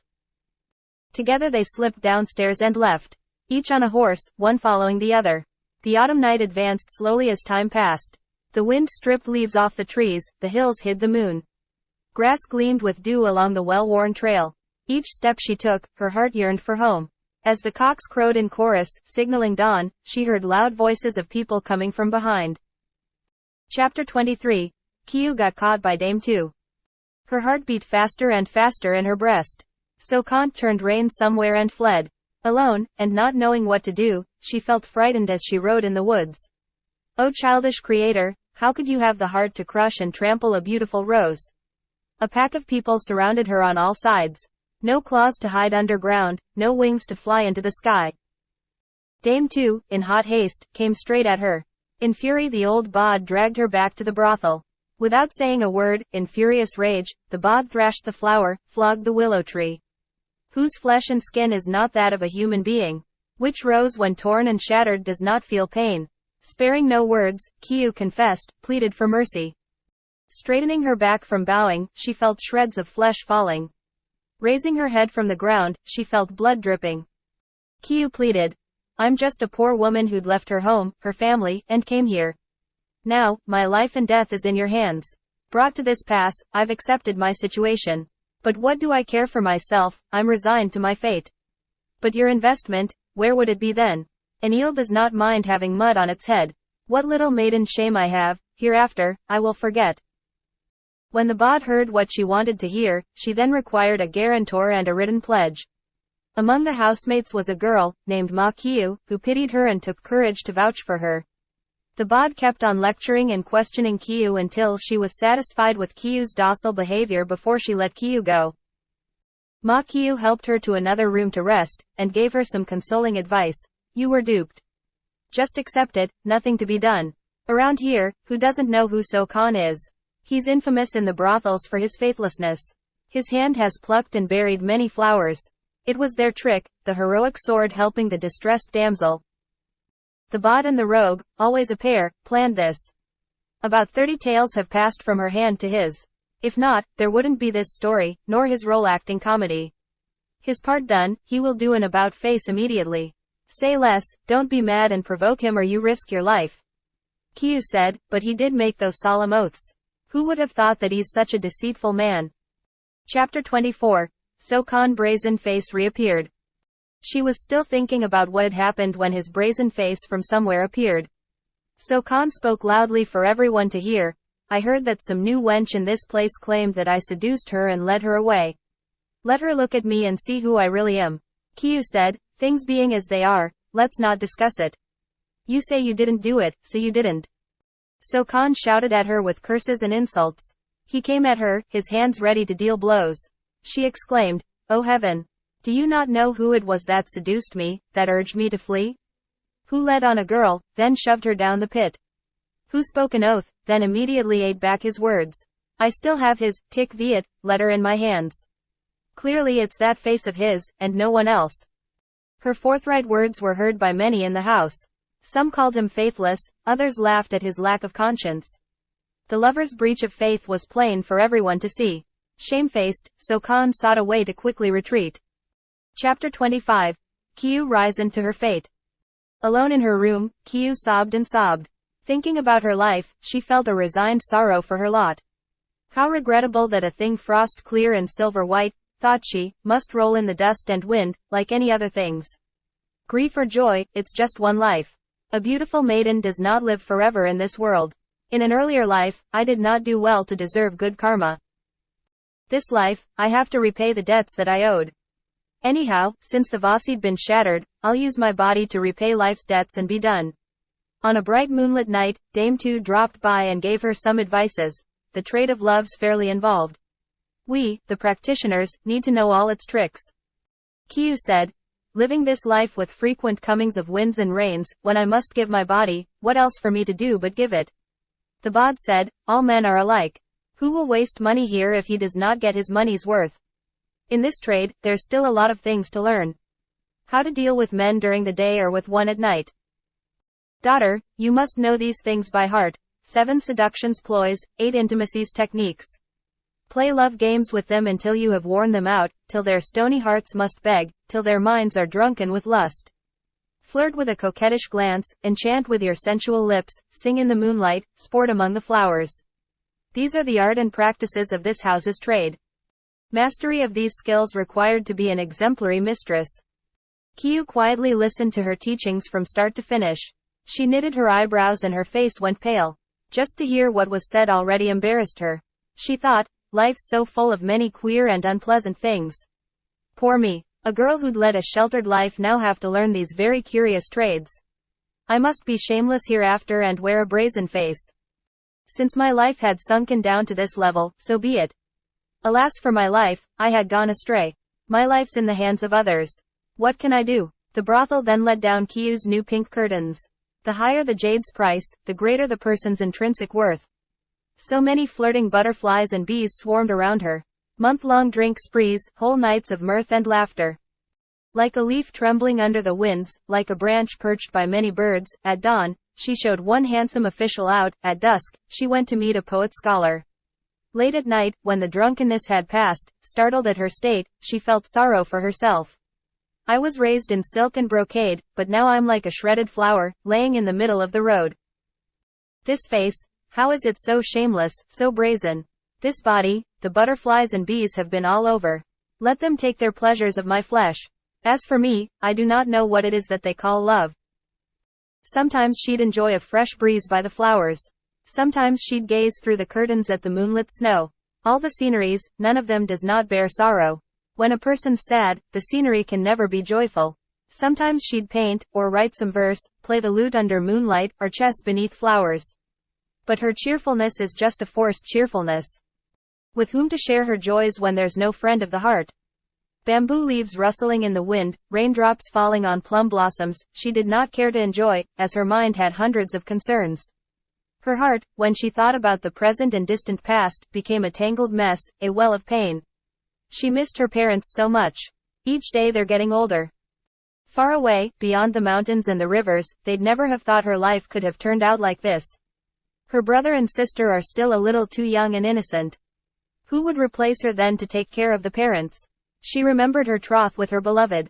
From so far away, would he understand her heart's feelings? When he returns and asks for her, only to find that she, like the willow branch on Chuang Dai Street, was broken off the tree and passed from one hand to another. She hoped she could somehow repay his love and wondered, was the other flower, her sister, attached onto this branch yet? Her emotions tangled like a skein of raveled silk threads. Dreams of her hometown filled many a long night. Behind the gauze curtains of her window, she felt so forlorn, without family and friends in this small corner of the world. Just a sunset today, soon another sunset tomorrow. Day passed by day, as the silver hare and the golden crow chased each other. She thought of those in the heartbreaking Destiny League. God had made them to be beautiful women, but he must injure them, destroy their lives to balance the scale. Each girl, once doomed to a life of dust and wind, will have to drink her full cup of shame till it's empty. Chapter 26. Kieu met Thuk Sin. Of the brothel's patrons, there was a man, Ki Tam with surname Thuk, who came from a lineage of scholars. Originally from Shi district in Cheng County, he went with his father to open a shop in Lin Su. Kieu's fame as a young queen among flowers attracted him. He arranged to have his card sent to her chamber. Behind the drapes, he saw the peach blossom flower. Her looks and charms, he found them all lovely and enchanting. The red camellia exuded desirability with its youthful bloom. The windier, the rainier the spring day, the more desirable it was. The delicate flower shimmered under the soft moonlight, looking so vulnerable. Who could hold back his heart on such a spring night? Nothing strange that when two kindred spirits meet, they'd be bounded together by a tie that none can separate. At first, it started out as an affair of seduction and lust. After being together for some time, it turned into love and trust. The god of fortune has smiled on his destiny. As luck would have it, his father went on a homebound journey. Now, he became 1 part alert and 9 part bewitched. On these spring days, he would often to her place visit. Sometimes on the breezy balconies, sometimes in the moonlit yards, they'd pour wine for each other, speak in linked verses. With incense burned in the morning, tea in the afternoon, they'd play games of chess, and perform gojung and lute duets. Both were deeply immersed in the round of pleasures. The more they know of each other's disposition, the greater their attachments. Is it not strange that a beautiful woman's waves of attraction can topple houses and pavilions as if they were just playthings? Young Thuk, used to spending money lavishly, would throw out thousands for her laughter in a fit of gaiety. The bod then would make Kieu even more desirable, adorning her with beautiful dresses, cosmetics, and all. Excited with smell of money, her greedy blood wants much more. Beneath the moon, the cuckoos cried for summer. On the wall, flames danced with pomegranates' red flowers. In her chamber, on a day with some leisure, she dropped the pink curtains to take a bath perfumed with flowers. Behold, such clear jade, such white ivory. Nature's masterpiece in all its glory. Thuk gazed and gazed, then praised her beauty with an 8 lines 7 words poem that he just wrote, the elaborate form of which came from the Tang dynasty. She said, I'm happy to know your feelings. Each word is jade, each line is brocade. Good or bad, I should write a poem in reply. But homesickness is occupying my mind. My heart's still with the homeward drifting golden clouds. My rhyming reply verse, I will owe you for another time. He said, you're talking very strangely. Aren't you the daughter of this place's owner? On hearing this, more glooms reflected in her autumn eyes. She thought of the past heart-rending events, and felt very sad. She said, I'm like a flower, fallen from its branch. You're like a butterfly flirting about just to have fun. My lord, you already have a wedded wife. The day's short, let's not talk any more on this subject. Thuk Sin said, since we have known each other, my heart has nurtured a love for you, a love that endures with the mountains and rivers. Wanting to live with you as husband and wife, I need to know all about your situation and your past life. She replied, I'm humbly and deeply grateful for your intention, but I'm afraid it won't be easy with your wife. I have lived in this neighborhood of pleasure for quite a while. I have known men to love flowers just for their makeup colors. But when the hue and the fragrance fade, will one's heart still keeps its love? Besides, within the Moon Palace, there's already the Moon Lady who rules the place. Till now, with sacred bonds of matrimony, you two are very close. But another woman in the house will divide your love. What am I? A drifting duckweed, a wandering cloud to lessen the love and affection that you have for your spouse. Should things go wrong, they will all fall on my head. On whom will the punishment be given, but me? But if you keep a firm controlling hand, then you can protect me now and then. But if the wife is the one who set the laws, I will be at the mercy of the lioness's jaws. Under your roof, I will always have to bow my head. Sour vinegar, jealousy, will be 3 times worse than blazing fire. Besides your wife, there's also your father. Will his heart hold some compassion for this poor girl? Would he think that, what does it matter, the fate of a flower blooming by the wall? From the whorehouse, let it go back to the whorehouse. Then I would feel even more dirty and ashamed. I'm resigned to my lot, just afraid for your reputation. Love me in a way that makes our lives go smooth. Plan everything well with no loose ends, and I'll gladly obey. He said, you speak with so much caution. My heart and yours, are they still strangers to each other? Don't worry about far-off things that may not happen. Depend on me to work everything out. I'm right by your side. What does it matter, the remote difficulties? I'm determined to marry you, and will brave all the storms that come our way. The two confided in each other all the secrets in their hearts. They swore love oaths by the mountains and the sea. The night, however, was too short for their love talks. Outside, the moon had sunk behind the west hills. Using an excuse of taking her out for some fresh air around the bamboo pavilion, he hid her at a place. War or peace, he prepared for both routes. He got advices from a strategist, and used information from spies. Then he sent word to Dame Tu. Outmaneuvered, she had no choice but to settle a deal. He paid the ransom money into the bod's hands, and notified the law of Kieu's return to an honest life. Now that both the legal system and men had been dealt with, Kieu was immediately freed from her infamous prison. Like bamboo and plum flower, they lived together under one roof. Their love grew wider and deeper than the rivers and the seas. Like fire and incense, their passions burned hotly in the night. Her jade and lotus beauty glowed brighter and brighter with happiness and delight. For half a year, they lived together as lovers. In the courtyard, plane trees mixed green with yellow leaves. Along the autumn hedge, the mums had just shown their buds. Then Thuk Sin saw his father came riding back. Chapter 27. Kieu tried at court. His father flew into a stormy and thunderous rage. Heart heavy with concern for his son, he thought to split up the pair. Determined, he spoke his order right away. Back to her old whorehouse, this painted-cheeked girl must return.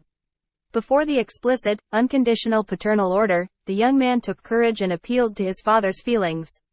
He said, I know I'm guilty of many crimes. However you want to punish me, I'll not mind. But my fingers already dipped into indigo. I was foolish, but there's no way to be wise again.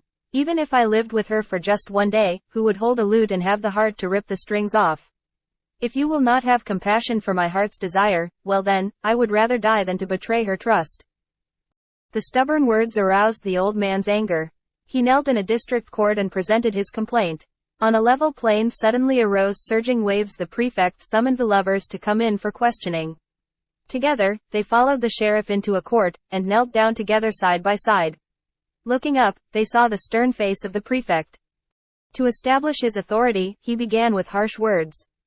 That young man there is a foolish reveler, and this girl here is nothing but a shifty cheat. What is it but a discarded flower, a used perfume, who borrows the shine of rouge and powder to dazzle the naive? To judge from the state of the complaint, nothing have been settled between the two of you. According to the law that's applied to this matter, there are two choices, which one to choose is up to you. One choice is to undergo physical punishment decreed by the law. The other is to send her back to the brothel. Kieu said, my mind's already made up. I shall not be caught in the spider's web again. Soiled or clean, it's still a choice for my body and my life.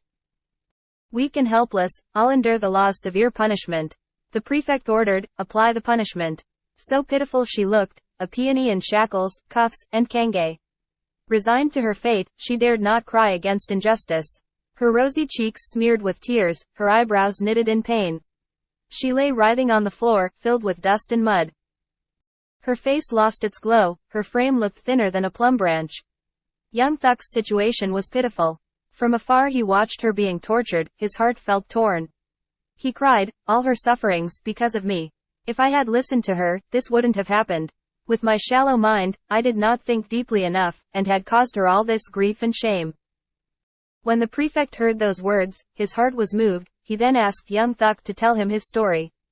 Thuk Sin immediately responded, stifling sobs, and recounted all that she'd said when he proposed. She'd thought of all the possibilities. From the start, she knew that something like today would happen. It was me who tried to take care of everything which caused her to come to this lamentable plight. On hearing the story, the prefect took pity on them. His severity put aside, he thought of how to get them out of this situation. He said, if what you told me is the truth, then this harlot still knows her place and what's right and wrong. Thuk Sin replied, although just a woman of lowly stature, she'd taken some classes and knows a little of poetry and literature. The prefect laughed. Well, that's very good then. Let she improvise a piece on the theme of the kange. She complied. She raised the brush and quickly wrote. Then put the flowery sheet of paper on his desk. Chapter 28. A court-ordered wedding. The prefect praised. It surpasses the heights of the Tang dynasty. This talent and that beauty, 1,000 liangs of gold cannot buy. Truly a beauty and elite gentleman pair. Of the Chou and Chen, one can't find a couple better matched. Let's stop harboring resentment and anger. Why break up a beautiful concert of gojung and lute? You had brought this case to the court. Outwardly, the rules of the law should be strictly followed. But inwardly, compassion and mercy should be bestowed. Your son's mate, your daughter-in-law, is part of your family. Just discard your displeasure, then everything will be settled. The prefect then decreed a public wedding. The bridal carriage took off like the wind, the torches lighting up the night like stars. A music band playing flutes and drums led the newlyweds to their nuptial chamber. Old Thuk really liked her virtues and respected her talents.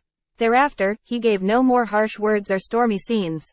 In their home, tuberoses and orchids mixed their scents. Having known bitterness, they loved each other more than ever. Chapter 29. Kieu concern about Thuk's wife. Time flew by as they indulged in wine and chess. The spring peach blossoms were fading their reds, and the summer lotuses budding their greens.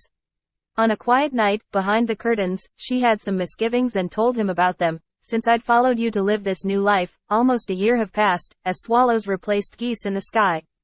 News from your home arrived less and less every day. With a new concubine, you've been lukewarm to your wife. Come to think of it, I find it rather very odd. From talk and gossip, who could hold back news of our relationship? I heard from hearsay that your wife observes strict rules of conduct and speaks with authority. I'm afraid of these uncommon souls. It's hard to measure the bottom of a river. And to think that we have been living for a year together. Whatever we do, our relationship cannot be hidden for long. Till now, you've had no news from her. I'm afraid something may be afoot from within. Please go back home to her now. First, this will please your wife, then we can learn what's in her mind. Don't conceal our relationship from her, because, as days pass by, this will be very improper.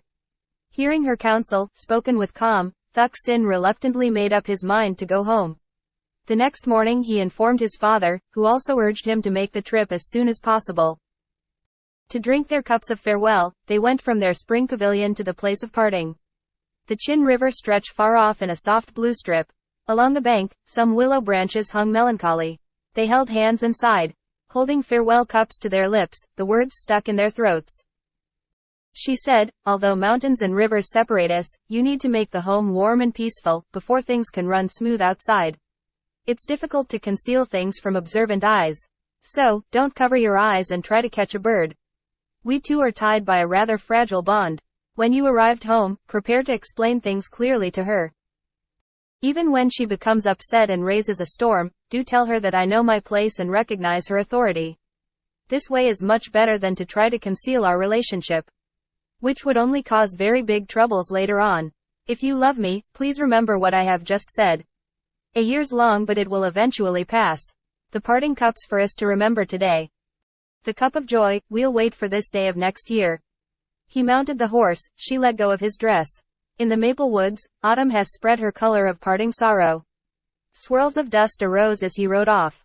She kept on watching till he vanished behind thousands of mulberry groves. The returnee, alone with her shadow throughout the silent night. The departee, thousands of miles away, alone in some distant place. Who'd split the lover's moon into two halves? Half sunk on her lone pillow, the other half, on the long road. Chapter 30. Miss Hone 2. Why tell what our young man went through on the road? Let's talk about the mistress of his house instead. She came from the famous Hone clan.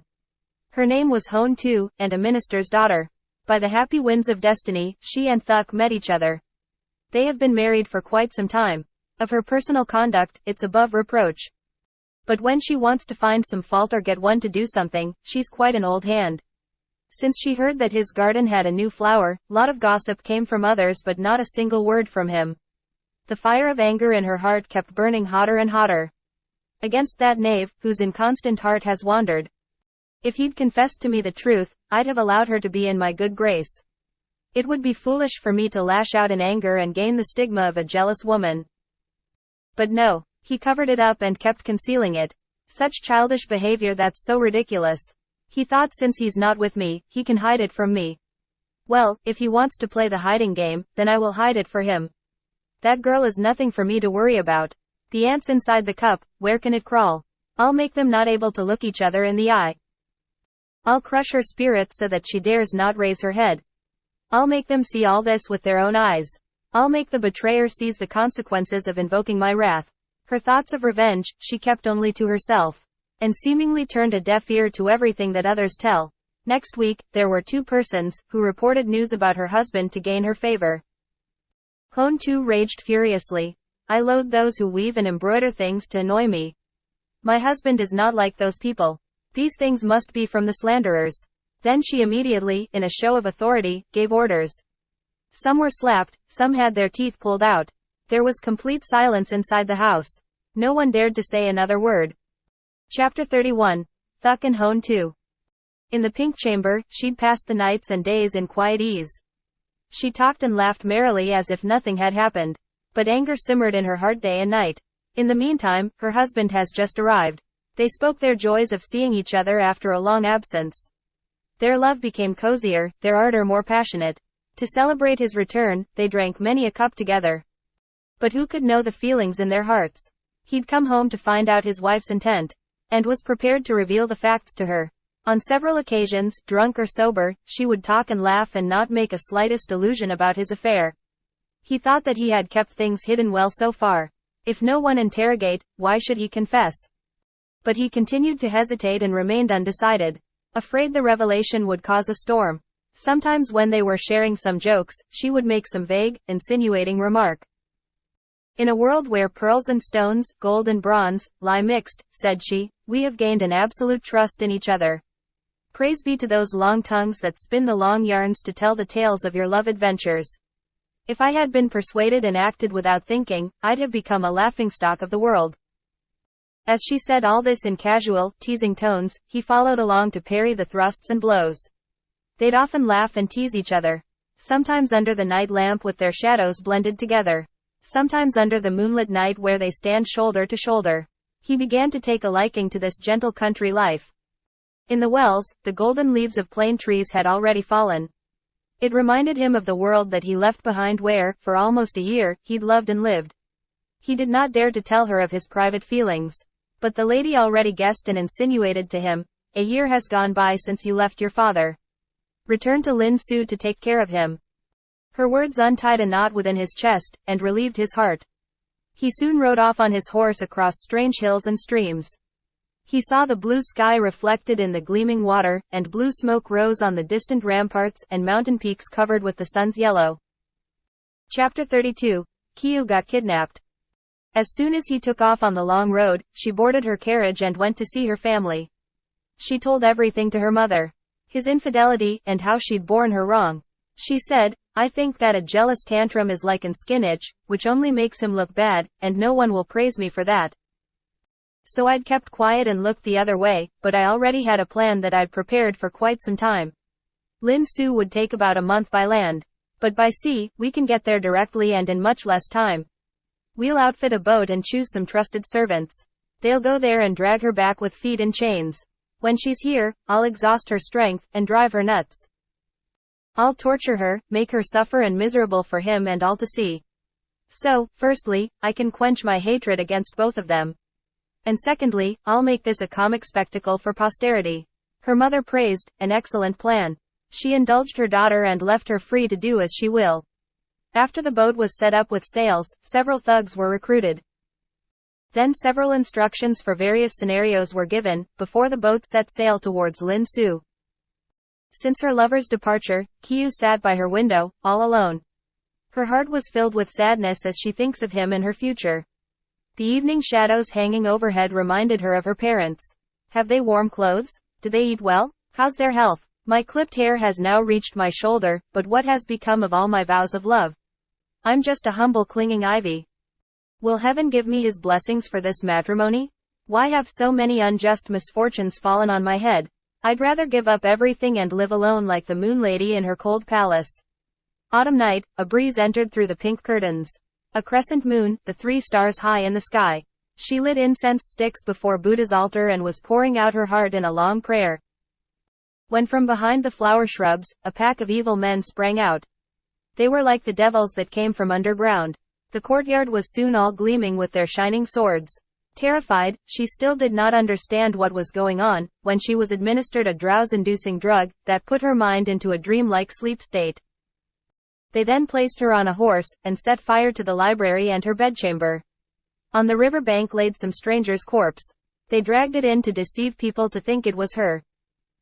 Chapter 33. The Search for Kieu. The frightened servants had lost their heads.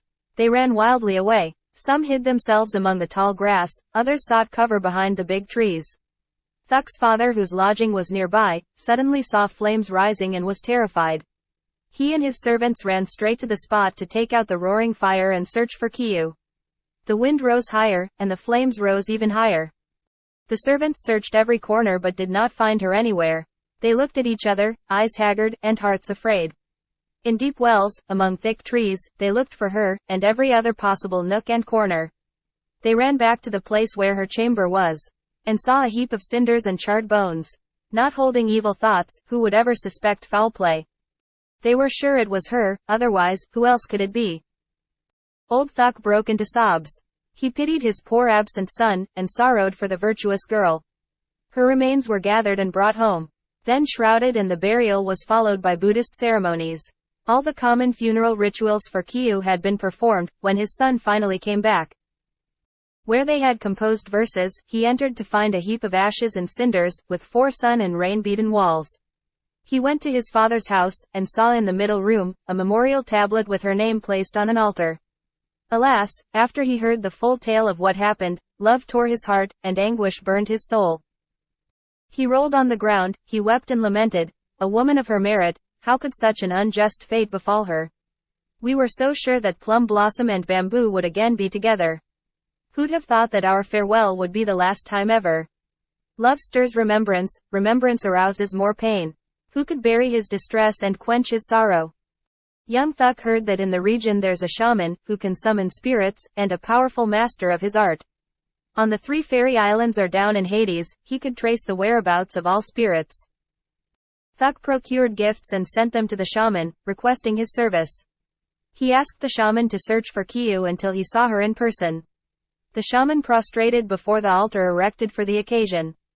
His spirit left the body for a few moments, but before the incense stick had burned out, his spirit returned, and he then told Thuk his revelations. I did not see her face, but of her fate I had learned. This person carries many karma's heavy burdens. She still owes many debts, thus she cannot leave this world yet. Her star indicates that she's currently having big trouble.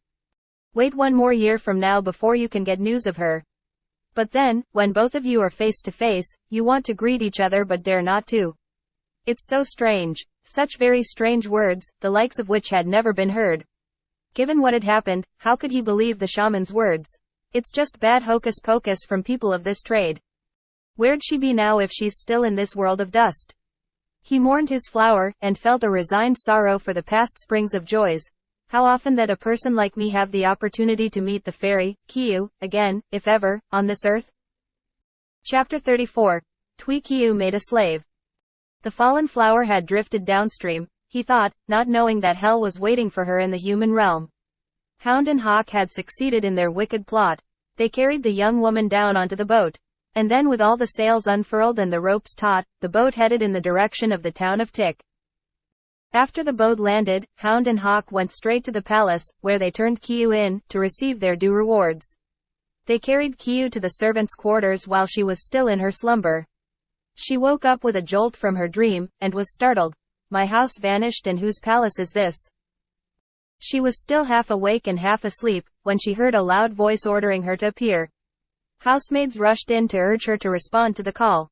With dread, she followed one of them. On the way, she looked up and saw an awe-inspiring hall with the inscription, Heaven's Prime Minister. Although in daytime, candles were lit on both sides. In its center was a jewel-decorated bed and a haughty lady on it sat. Kieu was questioned in depth from root to branch. She dutifully answered the haughty lady in all sincerity. For some unknown reason, the lady got very angry, and scolded Kieu with insults. These vagabonds are shameless. You wench are definitely not a good girl. If you're not a servant who deserted your service, then you must be the unfaithful wife who cheated your husband. A graveyard cat, a strutting hen in the fields. You tried to explain this and that, but cannot clear your name. You have been sold to me. You're nothing but my slave. And yet, proud manners and such airs you dare to display. Teach her the house's laws, my lasses. Give her 30 strokes to let her know her place. Yes, madam, all the servants replied in unison. Even if she'd 100 mouths, she could not, with them, reason. The bamboo sticks hit her with energetic effort. Whose flesh wouldn't be torn? Whose heart wouldn't be terrified? Pity for the poor peach blossom twig. The storm had shattered it once again. Flower slave was to be her new name, as the lady ordered. She was taught and forced into a housemaid role. She joined the ranks of servants dressed in green garb. Day passed by day, her hair unkempt, and skin dull as lead. Among the servants, there was a housekeeper, who saw Kieu's sweetness and pitied her plight. She'd have tea with Kieu, or give her medicine, and gave Kieu's advice to help her survive. She taught, good or ill fortune, we can do nothing but accept. But a frail willow needs to protect itself. Your current situation probably results from karmic debt to some people. It's not with no reason that you are here now and have fallen to this level. Beware of everything, the walls here do have ears.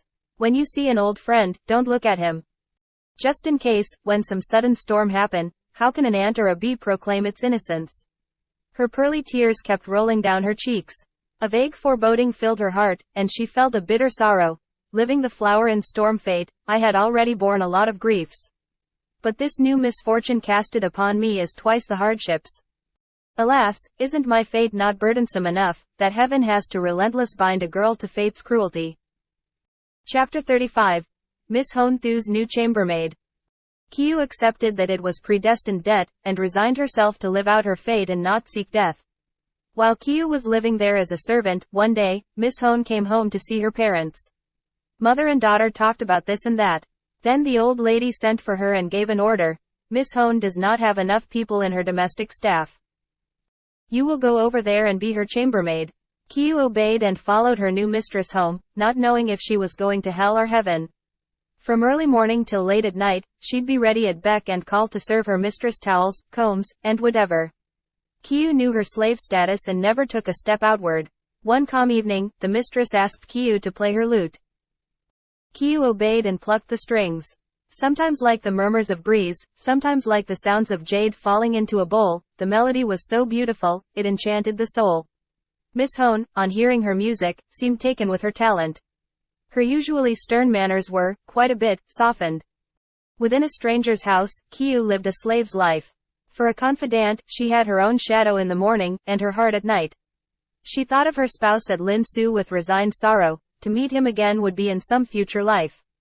Looking up, all four directions of the sky were covered with clouds of white and she wondered where her home lies. Chapter 36. Lovers dare not recognize each other. Months and days passed slowly by. Young Thuk with close at hand worries, didn't know of her servitude in his home. Since his lovebird had flown away, poor Thuk had been living alone at Lin Su. He looked at the crescent moon and saw her eyebrows. His heart ached with sorrow when he smelled her old perfume. The lotuses wilted, and the mums bloomed. Long hours of melancholy while the day grew shorter. Then winter passed and spring arrived. Where could he find her in this world of red dust? To ease his grief, he told himself all that happened was fated. Nostalgia wakened thoughts of his hometown. Longing for home, he went back to see his family. Miss Hone, waiting at the gate, greeted him with effusion. They inquired each other's health and talked of many things. She then had the drapes rolled up, and called Kieu to come out to greet and kowtow to the master on his return. The lotus wilted and the mums bloomed, from summer to autumn. Kieu hesitantly walked out, step by step. From afar, she looked at the man, and thought, is it because of the lights or the sun shining in my eyes that made me see, sitting there, clearly as my Thuk? Now I knew what plot was in the mistress's mind. Oh, no, I had been trapped in her wicked plot. What kind of a strange plot in the world is this? How is it that this world has such a devilish person? Plainly, Thuk and I are a married couple. But now, I'm made a servant, and he's the master. Outwardly, she talked and laughed so cheerfully, but inside, she's insidious, and kill without using a dagger. Now that Thuk's position and mine are like heaven and earth, what should I say and what should I do now? The more she looked at him, the more confused she became. Her heart's all tangled up like a raveled skein of silk. For fear of the mistress's authority, she dared not disobey. She made a deep bow and knelt down on the floor. Thuk was astounded and dismayed. Alas! Isn't that my beautiful Kieu? How is it that she came to this pass? Oh, we had fallen into my wife's trap. He did not dare to say that he knew Kieu, but cannot prevent tears spilling from his eyes. Miss Hone saw and questioned, you just arrived home. What happened to make you look thus? Thuk replied, I just took off mourning. But I thought of mother, and my heart's filled with grief. She praised, what a filial son. Let's celebrate your return, and may the wine dissipate the melancholy of autumn nights. The husband and wife toasted several cups of wine to each other. Kieu was ordered to stand there to serve them the drinks. The lady would try to find fault just to scold her. She was made to kneel and offer up each drink. Thuk acted more and more like a dazed man. Tears streamed down his face, as he drank and drank. Averting his eyes, he would suddenly laugh or speak. Using the pretext that he's drunk, he tried to leave. The lady hurriedly shouted, flower slave, persuade him to drink, if he doesn't, I will lash you. On hearing this, Thuk's heart became even more shattered. He finished the offered drink, and swallowed its bitterness.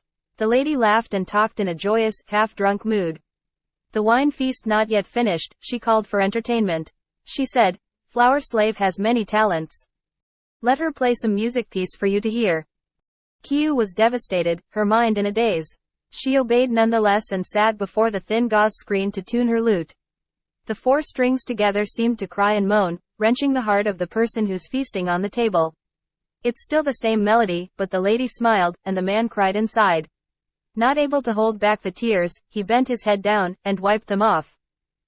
The lady then shouted at her, "Why do you play such a heart-rending piece for our joyful feast? Why don't you think before you act? If the Lord is distressed, it's your sin." On hearing this, Thuk felt even more distressed. He hurriedly smiled and said a few words to have the matter dropped. When the dragon-shaped water clock marked the third watch, the lady appeared to be appeased. In her heart, she was elated. This joy has made up for all my past silent sufferings. He, however, felt ashamed and sorrowed. The more he thought, the more bitter was his heart. The man and the lady went into their bedroom. Meanwhile, Kieu stood alone, by the lamp, in the long night. Now, I understood the reason for Thuk's wife's long silence. Such a strange jealousy, so hard to believe. Her plot was to separate the two lovebirds, me and Thuk, and make us go separate ways, and cannot look each other in the eyes.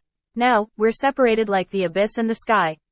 No more exchange of thoughts and feelings possible between us. My fate fragile like a candlewick, my heart heavy like lead. When I can get out of here, will I still have my youth? A helpless woman in the winds of fate, will I be able to escape whole from this storm? Alone in the night, she kept brooding on the present and the past. Tears streamed down her cheeks throughout the night's 5 watches. Chapter 37. A new nun in Hon's temple. Day and night, Kieu served her mistress. Then one day, the lady asked her about her life. She chose her words carefully then answered, "I sometimes felt deep sorrow for my lot." The lady then asked her husband, "My darling, please question the slave to get all the facts. His entrails felt like they were scraped." But it's not proper to explain the reason, but to question Kieu would pain his heart. However, being afraid of causing trouble for her, he, in a soft tone, proceeded to ask Kieu some questions. Kneeling in the courtyard, with her head bowed, Kieu handed up a sheet of paper that told, in brief, her life story, and presented it to the lady. Upon reading it, she seemed somewhat touched. She handed the paper sheet to Thuk Sin, and said, "We should respect her talents, and pity her situation. If fortune favors her with wealth and rank, a palace cast in gold would not be beyond her price. A beauty drifting in life's sea of woes. She's talented, it's regrettable that she has such a fate." Thuk Sin said, "It's really true as you have said, a great beauty often bears a life of misfortunes. In the olden times, many renowned beauties suffered perhaps just that much. Show your mercy, please make her life easier." The lady said, from what she wrote, she wants to take her poor fated self into a Buddhist temple. All right, I will satisfy her desire, to help her break the cycle of woes in her life. There's a small Nguyen temple in our garden. It has a tall tree that's over 100 feet high, and flowers that bloom throughout the 4 seasons. Temple has many plants and flowers, a small pond and miniature mountain. We'll let her go there to watch over the shrine and copy the sutras. The next day, when dawn had just came, with 5 offerings, flowers, and incense, she was brought to the temple. She pledged to live by the 3 vows and the 5 commandments. Then, her green dress was replaced with a nun's robe, and her religious name was changed to Pure Spring. Morning and night, she will light up the oil lamps. The girls, Spring and Autumn, were assigned to be her assistants. Since she took refuge in the temple, she was closer to the purple bamboo grove, and far away from the red dust world. She no longer expects to have any love relationships. It's enough for her that she's spared the shame of selling her charms. Before Buddha's statue, her sorrows were drowned and forgotten. Each day, she'd copy sutra texts, and burns incense at night. Oh, the divine sweet dewdrops from Kuan Yin's willow branch will help extinguish human passions and lust. Since she put on a nun's brown robe, the autumn mooned past the zenith a few times. Behind bolted doors and a closed mesh net, she'd talk to others, but wept when alone. Her temple and Thuk's study were fairly close. And yet the distance between them was 10 times longer than the distance from their places to the faraway mountains. Purple Bamboo Grove, where Buddha practiced his teachings. Chapter 38.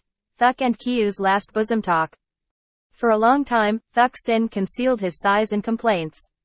One day when Miss Hone visited her kinsfolk, he used the opportunity to sneak out and went straight to the garden temple to see Kieu. Thuk sobbed and sobbed his heart out. His tears fell in streams and wetted his green dress. He said, "I'm ashamed for betraying your trust, and let you alone suffer the consequences of our love. Outwitted by a woman, my heart pained at seeing you so badly treated, but I was at a loss on how to tell the truth. Because of me, you have come to this grief. Precious jade covered in mud, a life wasted in its youth. Dangers and difficulties, I do not mind facing, since I wanted to be with you, in death and in life. But I still owe my parents and ancestors an heir. With clenched teeth, I had to break our bond into two. I'm ashamed of breaking my vow of love. Could my next 100 future lives redeem my unkept pledge?" She replied, "I'm like a raft in stormy waters, floating and sinking depends on the winds of fortune. Struggling a life in the muddy sand, how would it make sense for me to think of love? Like a drop of rain falling to some random place on the ground, my life's just a pitiable sight for spectators to watch and chat about." But the lute and the strings did come together, if not for a lifetime, our love had lasted for more than a day. Please find a way for me to leave this place. That'd prove your great love, and you'll earn my deepest gratitude. Thuk replied, "For a long time, I've thought that the insidious human heart, his wife, is unfathomable. If and when a raging storm breaks out, you'd be harmed, and I'd be grieved. Seek your freedom. Run away from here, as far as you can. Our love is only thus lasting. Soon, we shall be going very different paths. When could we ever resume our mountain and river oaths again? Even if the river runs dry, stone worn out, a dying silkworm still clings to its silk thread." They talked about the past and the future. They talked and talked, but still not enough time to express their feelings for each other. While eyes locking with eyes and hands holding hands, they heard the alarm signal from the altar maid that someone was approaching. He gulped down his sorrow and shame, then walked away. Miss Hone, coming from some place, had already made her way through the flowers. She smiled sweetly and spoke with honeyed tone. "Darling, have you been out here taking a walk?" He thought for an excuse, then answered, "While gathering flowers, my feet wandered here, so I stayed and watched the nun copied the sutras." She praised Kieu. "Her calligraphy's beautiful. It's comparable with Landing shoe print. It's a shame that she's a drifting flower, a homeless wanderer. 1,000 liangs of gold is worth it to buy her talents." After they finished drinking red plum tea, husband and wife returned to Thuk's study. Feeling ashamed and abandoned, Kieu whispered to the maid, Flower, asking her what had happened. Chapter 39. Kieu decided to escape. Flower said, "Mistress had been here for quite a while. She tiptoed to watch and listened for about half an hour. She's very clear about your love with Master. She heard everything you said to each other, your ordeals, your sorrows, your love.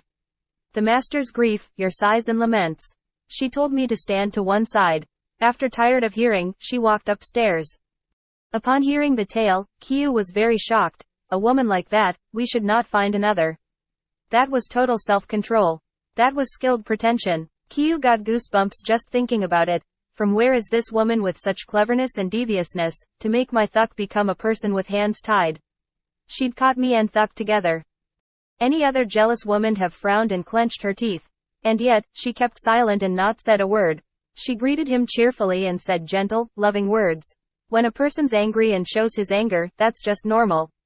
But when mad, and yet all smiling, that's a person with a deep and insidious heart. I have to protect myself. Tiger's mouth, snake's venom are all in this place. If I do not run away, sooner or later, she will cut down the flower that she had hedged. A floating water fern does not mind strong currents. A drifting life anywhere is still a drifting life.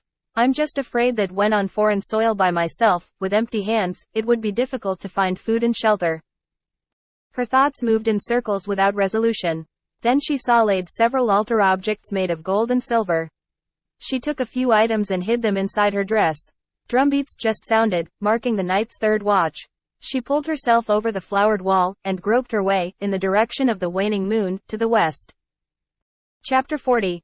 Kieu took refuge in Pagoda of Retreat. She walked through wooded hills and sandy trails immersed in mists. While the roosters crowed from moonlit huts, small fresh shoe prints were seen on the dew-soaked bridge.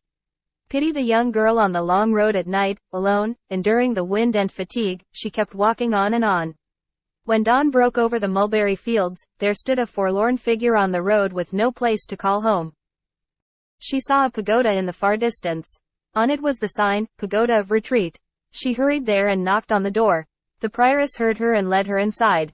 Seeing the young girl dressed in a nun's brown garb, the kind prioress, Nguyen, felt compassion for her. She asked Kieu questions about her origin. Kieu made up a story. This humble nun's from Peking, who'd been living by Buddha's teachings for some time. My teacher will be coming here later. She told me to bring you these gifts. She then took out the golden bell and the silver gong from her dress and showed them to the prioress. The nun took a quick look and said, "So you're Hang Thai's disciple, a good old friend of mine.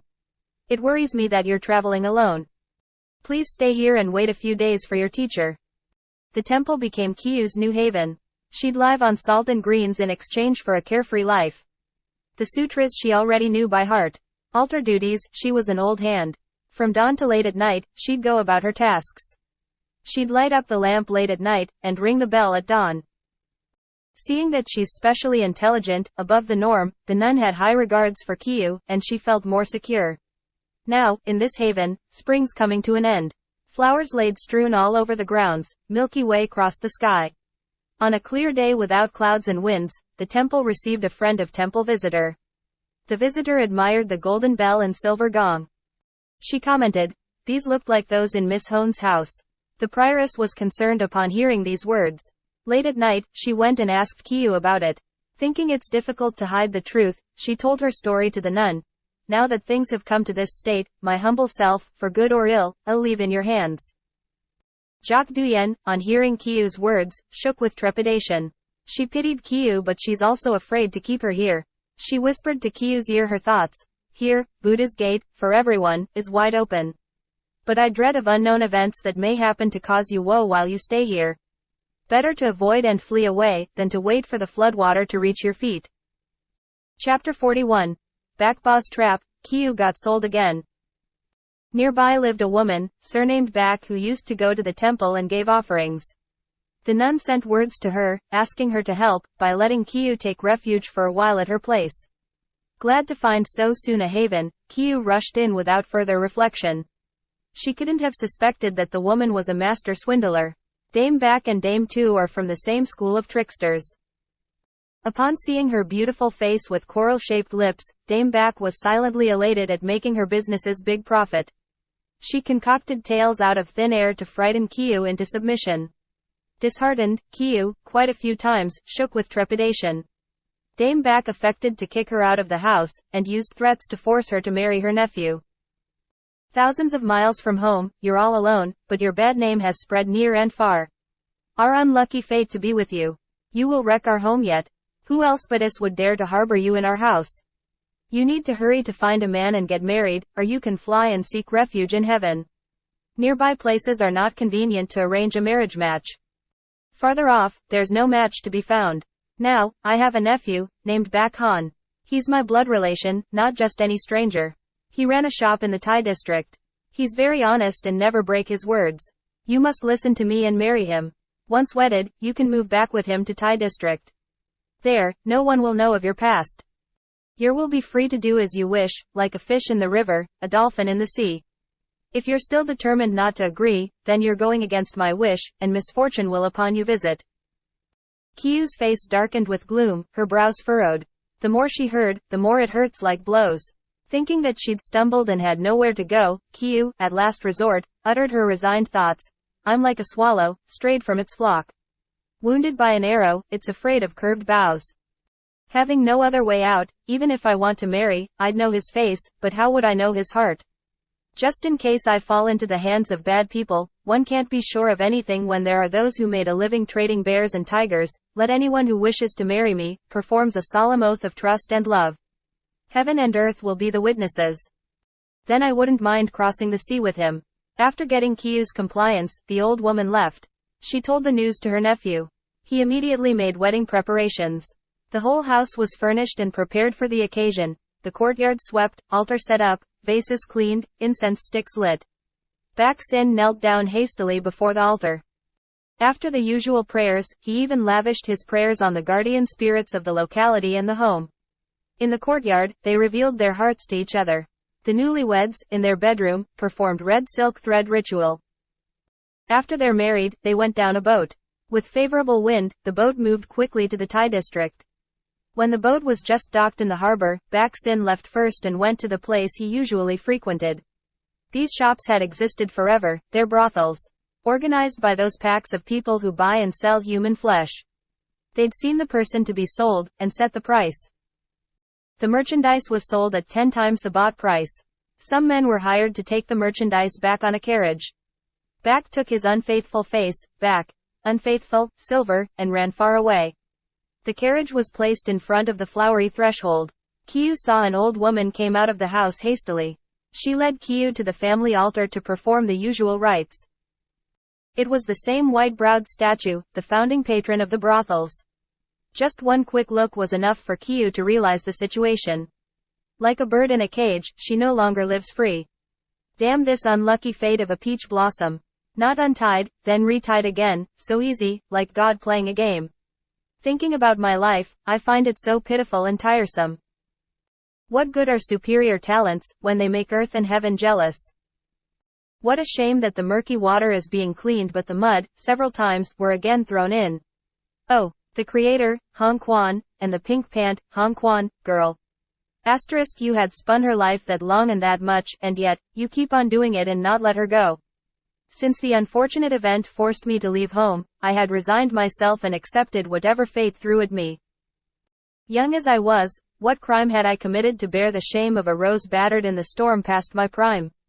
Knowing that I cannot escape heaven's reserved fate for me, I'll abandon this painted face and body again in the spring of my life. Asterisk, there are many synonyms for the word creator, and for the word girl.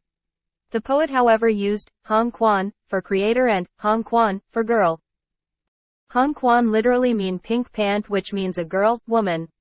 A play of words to ridicule the creator, as the words are very similar, just a tiny bit different in terms of accent marks and tones. Chapter 42. Kieu met Tu Hai. Nights passed by under the cool breeze and soft moonlight. Then a sudden guest from the national frontier came to seek pleasure. With tiger mustache, square chin, silkworm eyebrows, broad shoulders and big stature, he was plainly a majestic hero with superior martial arts skills, and a strategic mind. Carrying the sky on his head, and stamping the earth with his feet, his name is Tu Hai and he came from Kwangtung. He led an adventurous life, full of fun and dangers. With sword and lute, he trekked mountains and sailed rivers. On his arrival at the town, he heard of Kieu's fame. The girl's story and charms moved the hero's heart. He brought his card to her chamber. They both glanced at each other, liking what they saw. Tu said, heart meeting heart, I'm not a gallant seeking pleasure of love for the moment. I had heard of your beauty for a long time. Have your blue eyes contained the image of anyone yet? In this world, there's not many heroes. Why waste your life with the fishes in basins, the birds in the cages? Kieu replied, you praised me too much. Living this life, I dare not look down on anyone. I just want to choose the right stone to test the gold, since I need to know to whom I can entrust my heart. As for those who come here to take pleasure, I have no choice in selecting the gold from the brass. Tu said, your words conveyed a great depth of heart. It reminded me of the words of Ping Yuan. Come here and look at me closely. See whether you can trust me to some degrees or not. Kieu replied, you're too generous and kind toward me. I think that Qin Yang will see a dragon in the clouds, one day. Do have pity then for this lowly flower. My drifting duckweed life, dare I ask for your support in the future? Upon hearing her words, he was pleased and nodded. He laughed, in this world, there are few friends of the heart. My praise for your discerning eyes, in recognizing a hero when he's still leading a wandering life. By your words, you discerned who I am, apart from the rest. When I gain great power and wealth, we will still have each together. Two minds as one, two hearts in unison. Love will seek love, without the need for any gifts or preparations. He then talked to a matchmaker, and through her paid some 100 taels to the brothel's owner for Kieu's freedom. For their love nest, the couple chose a quiet place. In it was a lavish bed, and a screen decorated with the 8 gods. The man a hero, the woman a beautiful flower. They're a perfect match, like dragon and phoenix living together.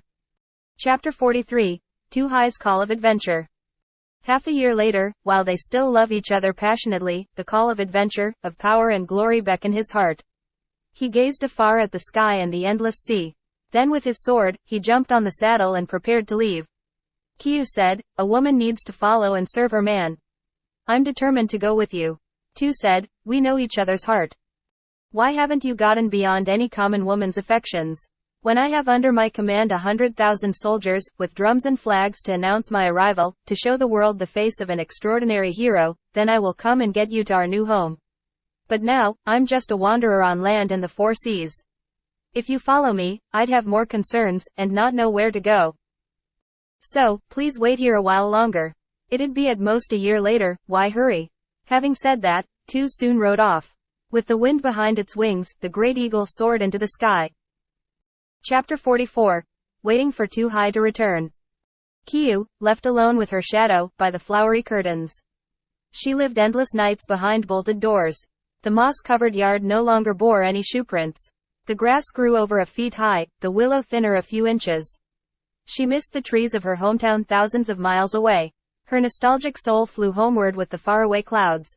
Her heart ached when she thinks of her old parents. She wondered if their sorrows for her departure had lessened. It had been 10 and some years already. If still alive, their skin must be wrinkled and their hair frost white. With bitter regret, she thought of her first love. Although the lotus flower's filament is cut, the filament of love still lingers in the heart. If my little sister had retied the broken red thread, perhaps by now, she already have 2 children. From her exile, she thought of her distant homeland. Thousands of thoughts and confused feelings in her mind and heart. And again she thought of the great eagle flying high in the sky. Her eyes had been set on the sky horizon that he had gone. Chapter 45. Tu Hai returned as a warlord. Day and night, she was waiting in silence.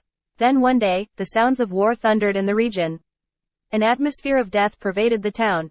Rivers were full of pirates, the roads full of armored soldiers. Friends, acquaintances and neighbors advised Kieu to take her refuge elsewhere. Kieu said, "I had made him a promise. Though in danger, I don't want to break it." She was still wavering in her decision, when outside, flags appeared, and voices were heard over the megaphone. Armored soldiers came and stood around the house. Several voices asked in unison, "Where is Madam?" In 2 rows stood 10 generals. They laid down their swords, took off their breastplates and kowtowed in the courtyard. Ladies in waiting followed, and one of them told her, "By order of our Lord, we come to escort you to see him." A phoenix-adorned carriage with bedecked curtain, worthy for a queen, was brought to the front door. She wore a flowered hat and a brilliant red robe. Flags unfurled, drums beaten, the procession started. Musicians led in front, followed by her golden carriage. Heralds rushed at the front of the procession to clear the way. In the southern court headquarters, drumbeats resounded. Flags hoisted on the ramparts, cannon shots fired from the citadel. Lord Tu rode out to the gate to wait for his wife.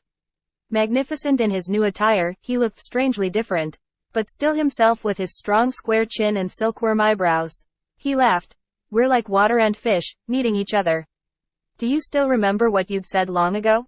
Only a heroine could discern a hero. Let's see if that heart of yours is satisfied now?" She replied, "I'm just a young and inexperienced woman, so fortunate as to have my clinging vine resting in your tree's shade. It's only now that I see what I'd said become true, but my heart was very sure of it since the very beginning." They looked at each other and laughed heartily. Hand in hand, they went back to his tent to continue their love story. A big feast was organized to celebrate and to reward the officers. Drums resounded and upbeat military music were played. With glory and honor to compensate for their past days of hardships, their love grew warmer with the joyousness of spring each day. Chapter 46. Kieu took revenge. At the headquarters, on a relaxing day with Tu, Kieu leisurely told him her life story, her past misfortunes. The times when she was in Vo Tic and at Lin Su, where she was the victim of cruel deceptions and had suffered horribly. Now that she has a life with some ease, there's still gratitude and revenge in her heart. Lord Tu heard her story from start to finish. Angered at the injustice she suffered, his fury broke out like thunder. Troops were brought to attention, officers selected. Under the flag, he gave the order for them to leave immediately. Following their red flags, the troops moved swiftly. One troop will go to Vo Tic, the other, Lin Su.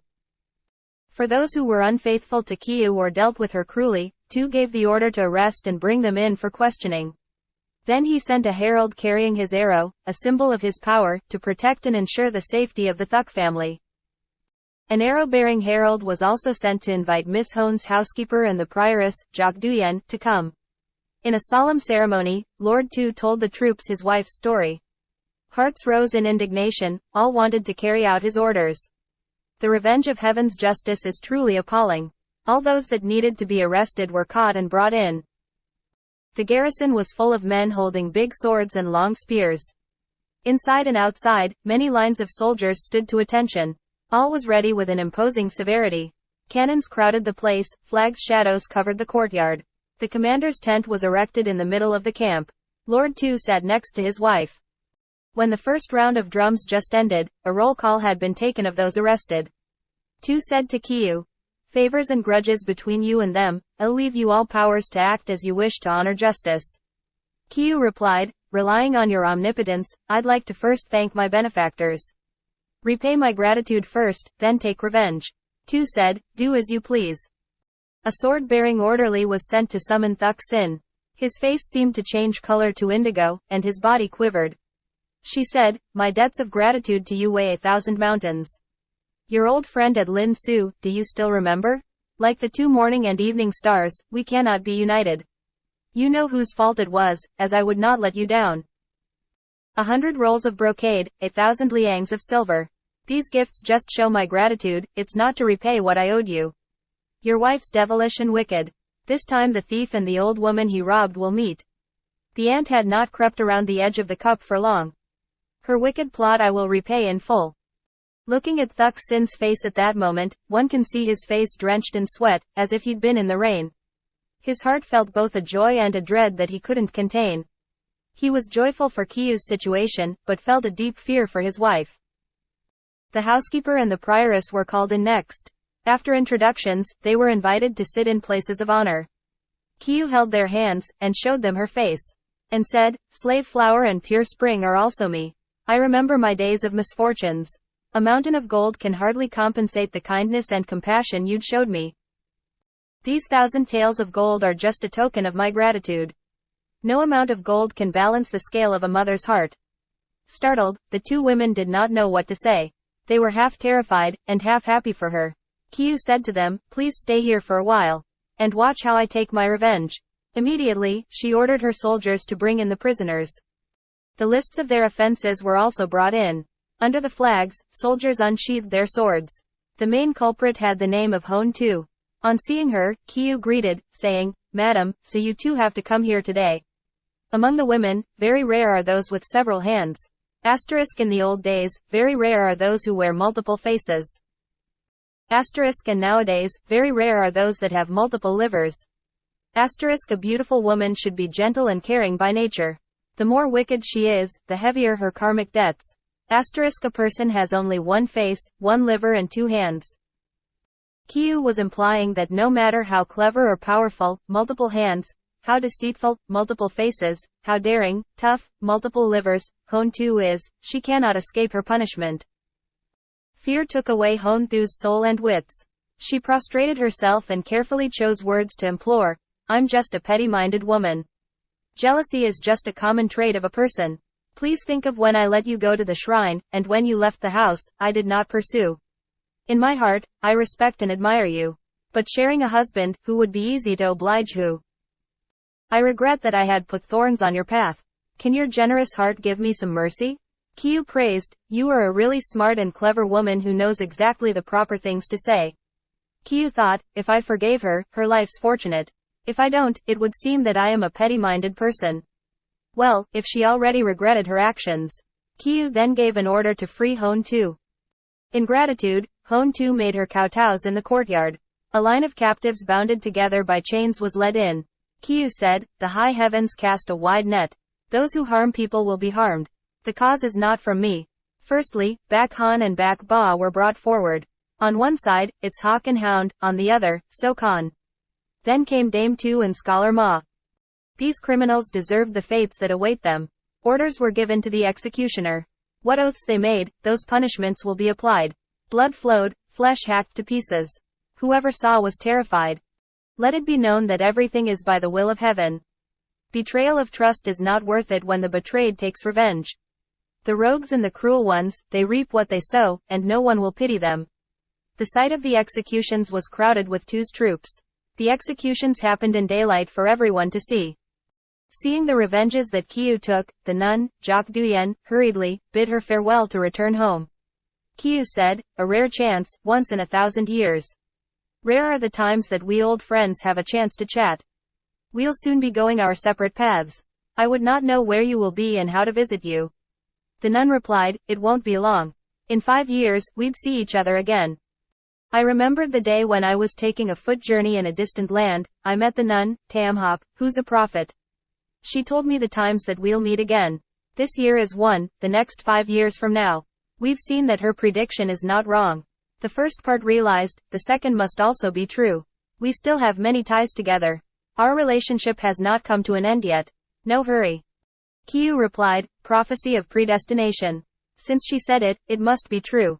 If you happen to meet her again, please ask her to foretell my fortune for me." Nguyen readily agreed, then said farewell and left. Chapter 47. Living with Dengar to sharpen the sword.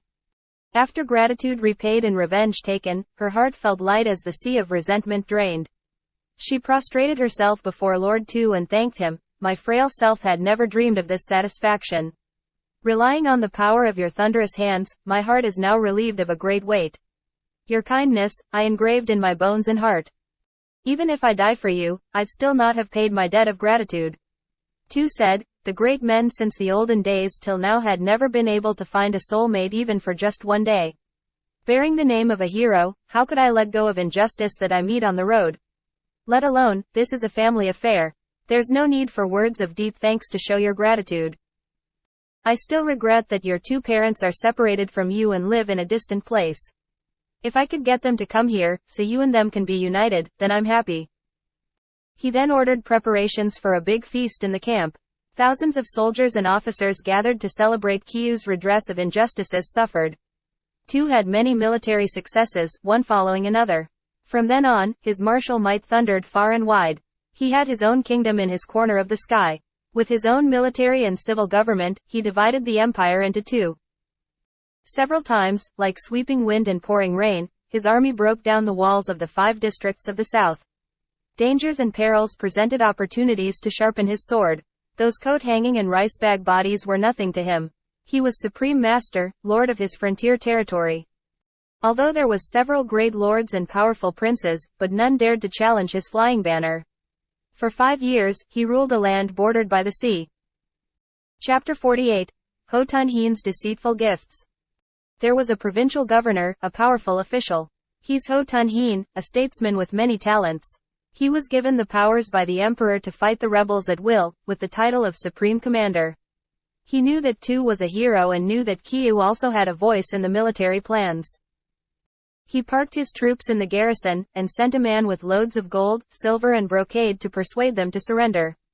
For her, there were separate gifts, 2 ladies in waiting, and 1,000 pounds of gold and jade. The missive was sent to Tu Hai's headquarters. Lord Tu was very reluctant to surrender, saying, "With my hands, I founded this heritage. Since then I had been master of these seas and rivers. If I constrain myself and return to the court, a surrendered subject is not well looked upon. Those officials are tied together by their mandarin dresses. Is it worth being a duke and have to bend your back and bow your head? How is it better than being the lord of your own territory? With my military might, it's not easy for them to do anything to me. Now, I move heaven and earth as I please, going any direction I want, without anyone above me." Chapter 49. Kieu persuaded Tu Hai to surrender. But Kieu, having an honest heart, easily trusted people. Abundant gifts and sweet engaging words helped to sway her mind. She thought that she's like a water fern, and had lived a drifting life with many misfortunes. Wouldn't it better to become the sovereign's subject? She thought, the big road is wide enough to move one's status to cloud's height. It'd be good for the family and also fulfill her duties to the state. Then gradually, we will find a way to return to my hometown. I would officially be a grande dame. I can feel proud of myself when with others, and my parents would enjoy the public honors. Duties to the state and to the family are both fulfilled. First is filial piety and second is faithfulness to the sovereign. This is much better than a floating raft that would have to worry about the ocean waves turning it upside down. During a discussion of the consequences of submission, Kieu took the opportunity to speak her opinions. She said, "The king's benevolence is profuse. It had poured everywhere, and permeated everything deeply. Merits for his works of pacification dated back a long time. They have everyone's gratitude in the land. Reflect on what happened since you started warfare. Piles of human bones along the Vo Din River have reached the height of a man. Why do this and leave a bad name for posterity? For thousands of years, no one had ever praised the rebel leader, Huang Chao. Wouldn't the position of a high-ranking official be much better? Who would turn away from the only route to fame and honor?" Tu was persuaded by her sweet and persuasive words. His army on the offensive changed to a surrender position. He made arrangements to meet the governor's emissary. They set a date for disarmament and terms of dismissal of his army.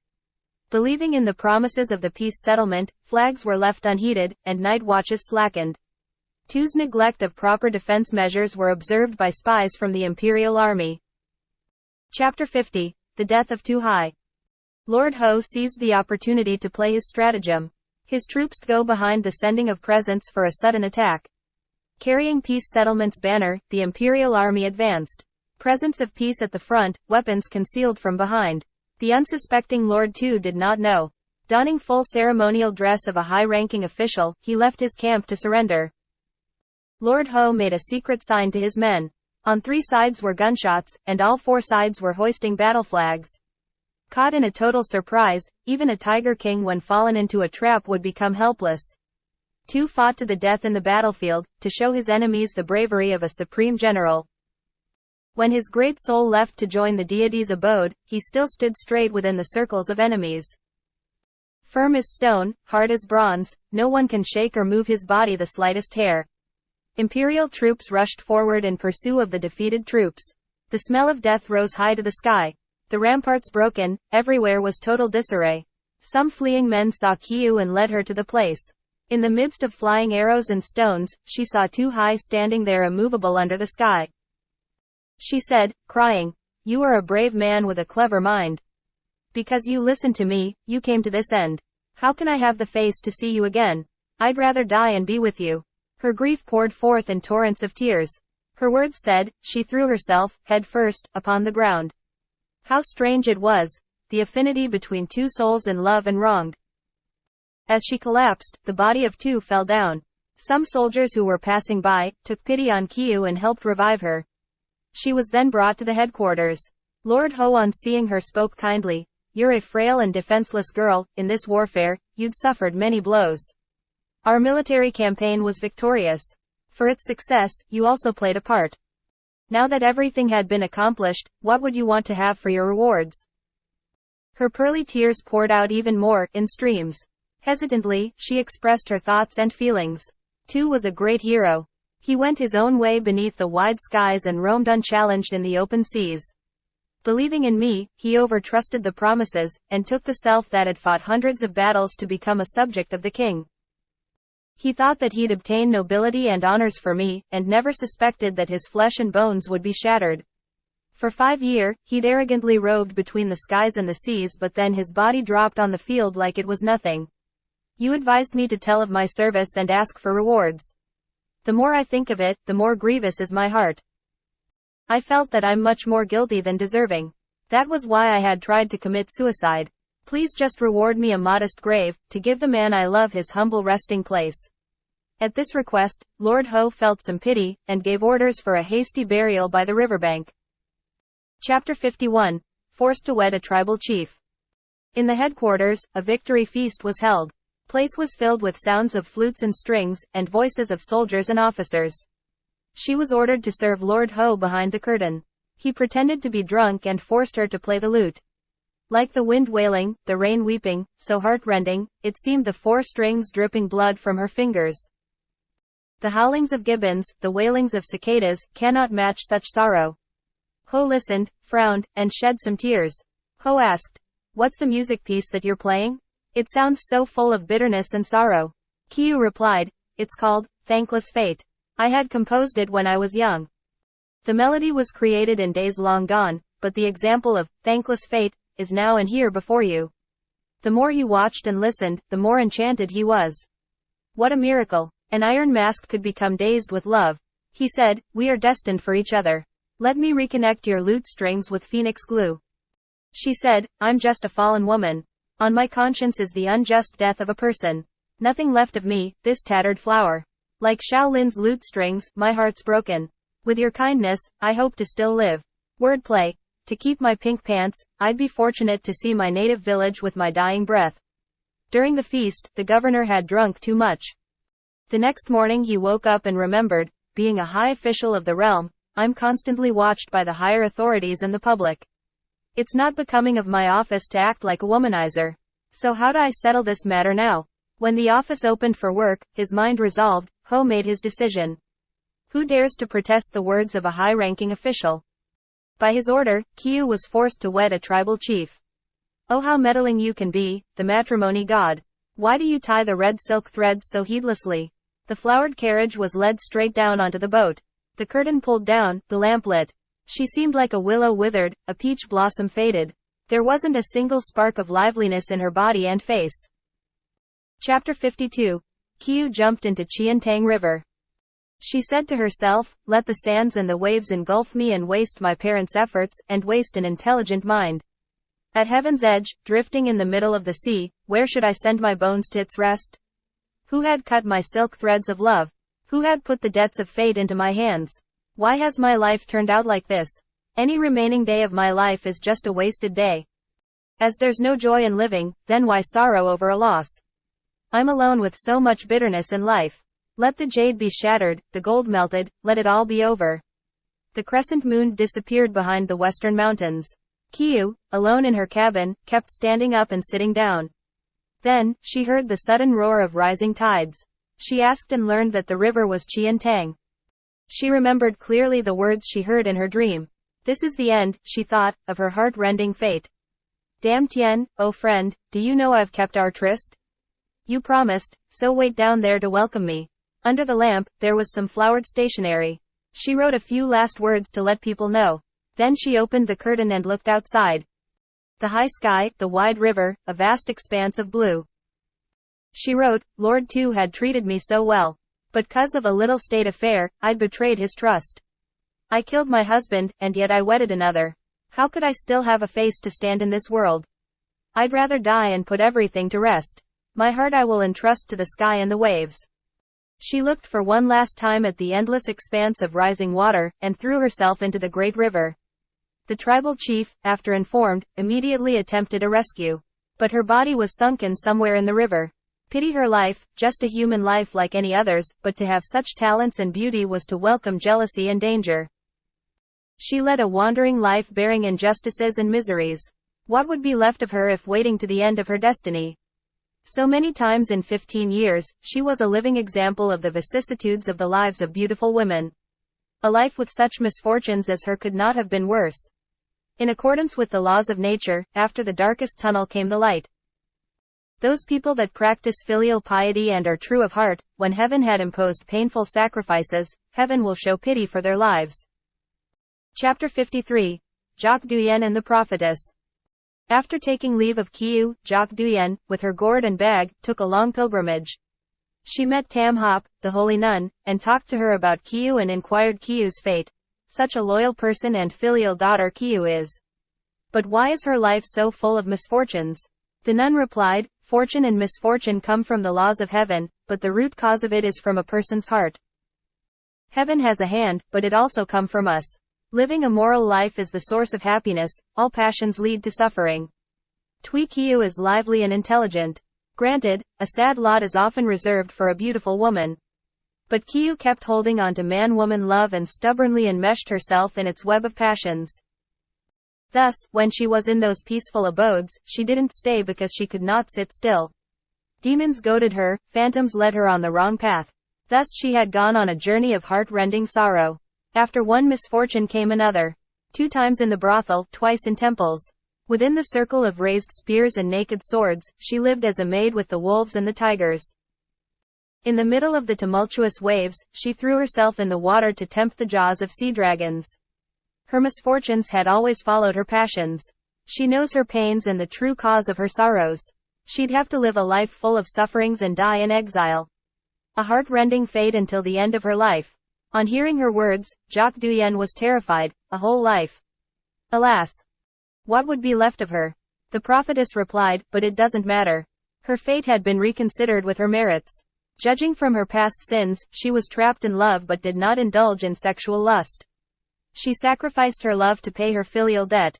She sold herself, and this pious act had touched heaven's heart. She caused the death of one but had saved tens of thousands. She can tell what's important and fair, and what's not. Those merits are incomparable. Her past sins had now been washed clean. When appropriate, heaven knows how to be obliging.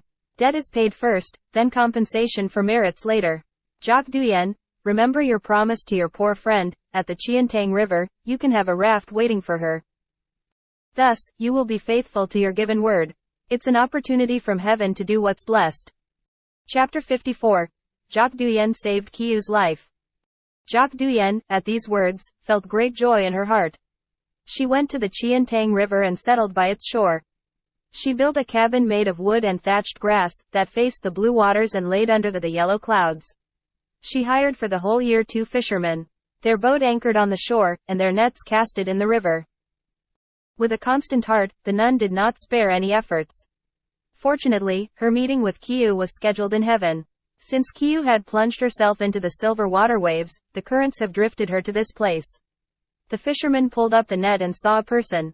They all saw clearly that the prophetess's words were all true. Kieu was laid on the boat, wearing a silk dress.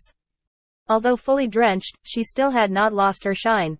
Jacques Nguyen recognized her friend's face, but she was still immersed in heavy sleep. Kieu's soul was floating in her dream, when Dam Tien saw her old friend and greeted her, saying, "I'd been waiting here for you. For 10 years and more, but it had been a waste of time. Your fate is thin, but your merits are strong. Despite your previous life, few can match the heart that you have. Your faithful heart had touched heaven. In selling yourself, you show filial piety. In saving people's lives, you show altruism. You had served the country and the people well. Your merits have tipped the scale of justice in your favor. Your name was withdrawn from the heartbreaking destiny list. The heart-rending poems I will return to you. There's still a lot of joys for you in the future. Your past great love will be fulfilled, your life full of happiness." Surprised and still dreamy, she did not know what to believe, when the words, "pure spring," was uttered in her ears. Startled, she wakened from her dream. Her mind still dazed, she did not recognize anyone. Of Dam Tien, not a trace of her in the boat. But beside her, there was the nun, Jacques Nguyen. They were very happy to see each other. After the boat cleaned, they went to the grass hut. A family together, from morning to night, with the moonlight and wind to cool their faces, and salts and greens to cleanse their hearts. From all 4 sides, they had a view of vast empty space. The tides rose in the morning and evening, the clouds floating in front and behind. The pains of old woes had all been wiped from her mind. But how would her first love know she's at this place? Chapter 55. Kim Trong's search for Kieu. Kieu's life was full of misfortunes. Kim Trong also had his share of sufferings. Since the day he left to help with the burial ceremony, he stayed in Lu Duong for half a year, before he returned. He hurriedly went to the Tui garden to check things out, and saw that the scenery had changed so unlike before. The whole garden was full of weeds and reeds. The moonlit window looked so cold and empty, the walls rain-beaten. From front to back, he did not see a single soul, although the peach blossoms of last year still smile in greeting of the east wind. A few sparrows rustled their wings in the vacant house. Wild grass spread all over the ground, moss-covered shoeprints. At the wall's end, several thorny bushes grew, blocking the path that she and him last year walked through. All around the house was in gloomy silence. Whom can he ask to know the whereabouts of his love? A neighbor passed by and greeted him. Kim asked him a few discreet questions. Asked about the father, he was involved in a court trial. Asked about Kieu, she sold herself to ransom her father. Asked about their house, they had moved far away. Then he asked about young Vong and Tui Van. He was told that both of them are living in difficulties. Sewing clothes and writing for hire to make a living. The news were like lightning strikes in the sky. On hearing it, Kim was dumbfounded for a moment. He then asked where they had moved to. Kim went to their new home and saw a dilapidated mud-walled cottage, with ragged reed blinds and tattered sparse bamboo screens. When he saw a rain-soaked grass yard full of weeds, the sight depressed and confused him all the more. He ventured to call outside the wall. Young Vong heard his voice and rushed out, took him by the hand and hastily led him inside. From a back room, the parents soon appeared. Chapter 56. Kim met Kieu's parents. Weeping and wailing, they told Kim their woes. "Young man, do you know what had happened to us? Our daughter Kieu, her fate was so fragile. She failed her promise to be your betrothed. Faced with a terrible family disaster, she sold herself to have the means to save her father. She was torn with sorrow and regret when she left home. With tears in her eyes, she told us her wish time and again. Since she'd exchanged solemn oaths with you, she asked her sister to take her place. This be to repay a little of what she owes you. But the sorrow in her heart would last forever. In this life, she had let you down. In her next life, she'd repay you." Those were the words she said time and again, and they were engraved in our hearts before she left. "What an ill fate you have, my darling daughter. Your beloved Kim had returned, but where have you gone?" The more they talked, the deeper their grief. The more Kim listened, the more heartbroken he got. His body shook violently as if unable to accept the facts. His eyes flooded with tears, his spirit seemed absent. His mind so distressed, he fainted many times. On awakening, he sobbed and sobbed, then fainted again. Seeing Kim so distressed, old Vong restrained his own grief and tried to console Kim. "The plank is now already nailed into the boat. With her poor fate, she cannot return your love. Although you love and care for her so much, you must not throw away your precious life." They tried and tried to comfort him in hundreds of ways. But the fire of anguish, when smothered, only grew stronger. They showed him the golden bracelets, and the incense and the lute of last year. Kim, on seeing these keepsakes, missed her even more. His heart more distressed, his anger grew. Kim said, "It's because of my being away that the flower, the water fern, had drifted downstream. We had sworn many oaths with each other. Those words of gold were not idle words. Although we haven't share a bed, we're still husband and wife. How could my heart bear the thought of cutting the bonds with her? No matter how much time or gold I need to spend, while I'm still alive, I will have to see her again." His grief can never be in words fully expressed. Kim, still sobbing, took leave of Kieu's family. He hurried home, and had a lodge built in the flower garden. Then invited Kieu's parents to come and live there. Day and night, he would inquire after their health, like their own son, so as to fulfill Kieu's love for her parents. Chapter 57. Kim and Van got married. With ink diluted with tears, he wrote letters, and sent people to look for her. So much effort and money spent. Lin Ching, he had gone a few times. But he searched here while she was there. Between the vast sky and the seas, where would she be? Kim became more and more distressed with longings and fears. His liver was like on fire, his bosom felt like being scraped by a knife. The silkworm, spinning its threads, day by day, became more wasted. The cicada, under biting frost, became thinner each day. He languished, sometimes sober, sometimes dreaming. Tears of blood flowed from his eyes, his soul departed in a dream. Kieu's parents were very worried and frightened. How was it that he came to this state? They, in haste, prepared to set a date for the wedding of Thuy Van and Kim.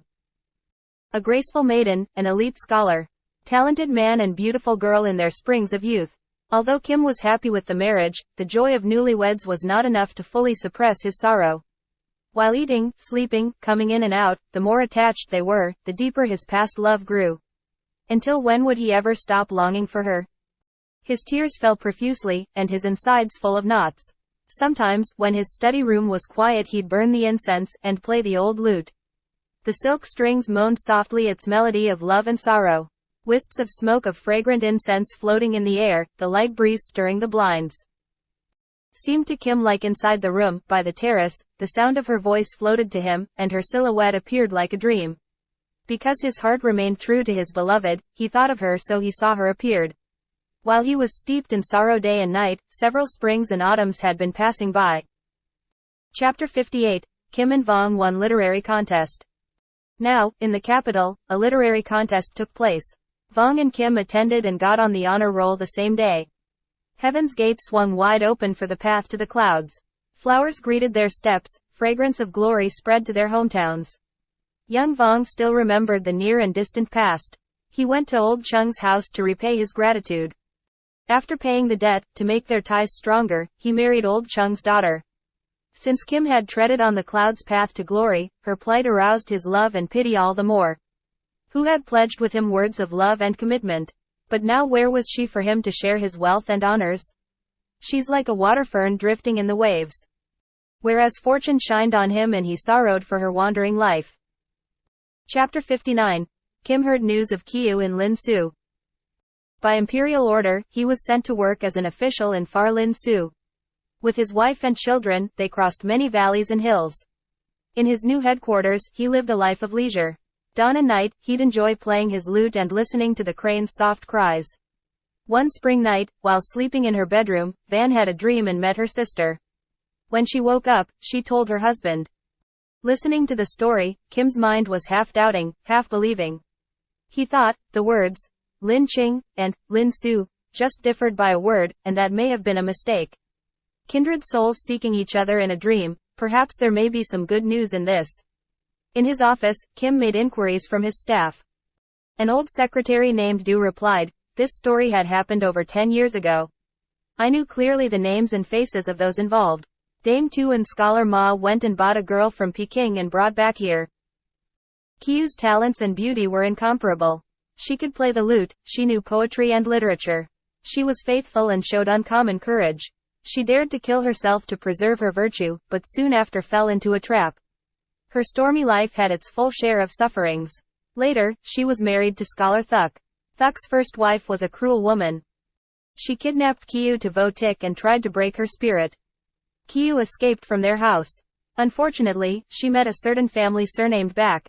She was bought and then sold to a brothel. Like a floating cloud, a drifting duckweed, she'd lived her life. Then one day, she met a man. His bravery and intelligence above others, his might shook the sky. He commanded over 100,000 elite soldiers. They came here and crowded the citadel of Lin Su. With his power, Kieu settled all the scores of her past. She punished her enemies, and repaid her benefactors. Thus, she had a great reputation for justice and kindness. Near and far, she was highly praised. I do not know the name of her benefactor. For this info, you can ask Scholar Thuc. As Du had said everything so clearly, Kim immediately sent an invitation card to Scholar Thuc. After greetings, Kim came directly to the point and asked Thuc, where's her husband now and what's his name? Thuc replied, in these wild times of war, I asked some questions in the camp and found out, the chieftain's name was Hai, his surname too. He fought hundreds of battles, his strength stronger than thousands. He met her while he was in the Tai district. Nothing strange when sparks fly between a beauty and a genius. He forced his way on the world for several years. And shook the earth, startled heaven with his military might. His army camped in the eastern region.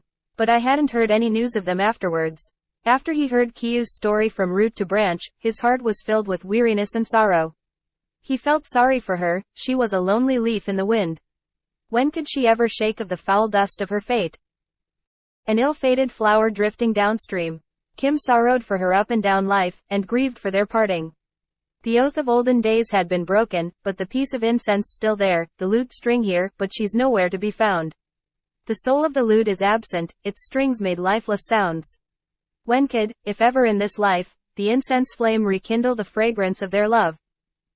While she's wandering, like a drifting duckweed, in a distant land, how can I live a life of luxury and comfort with a serene heart?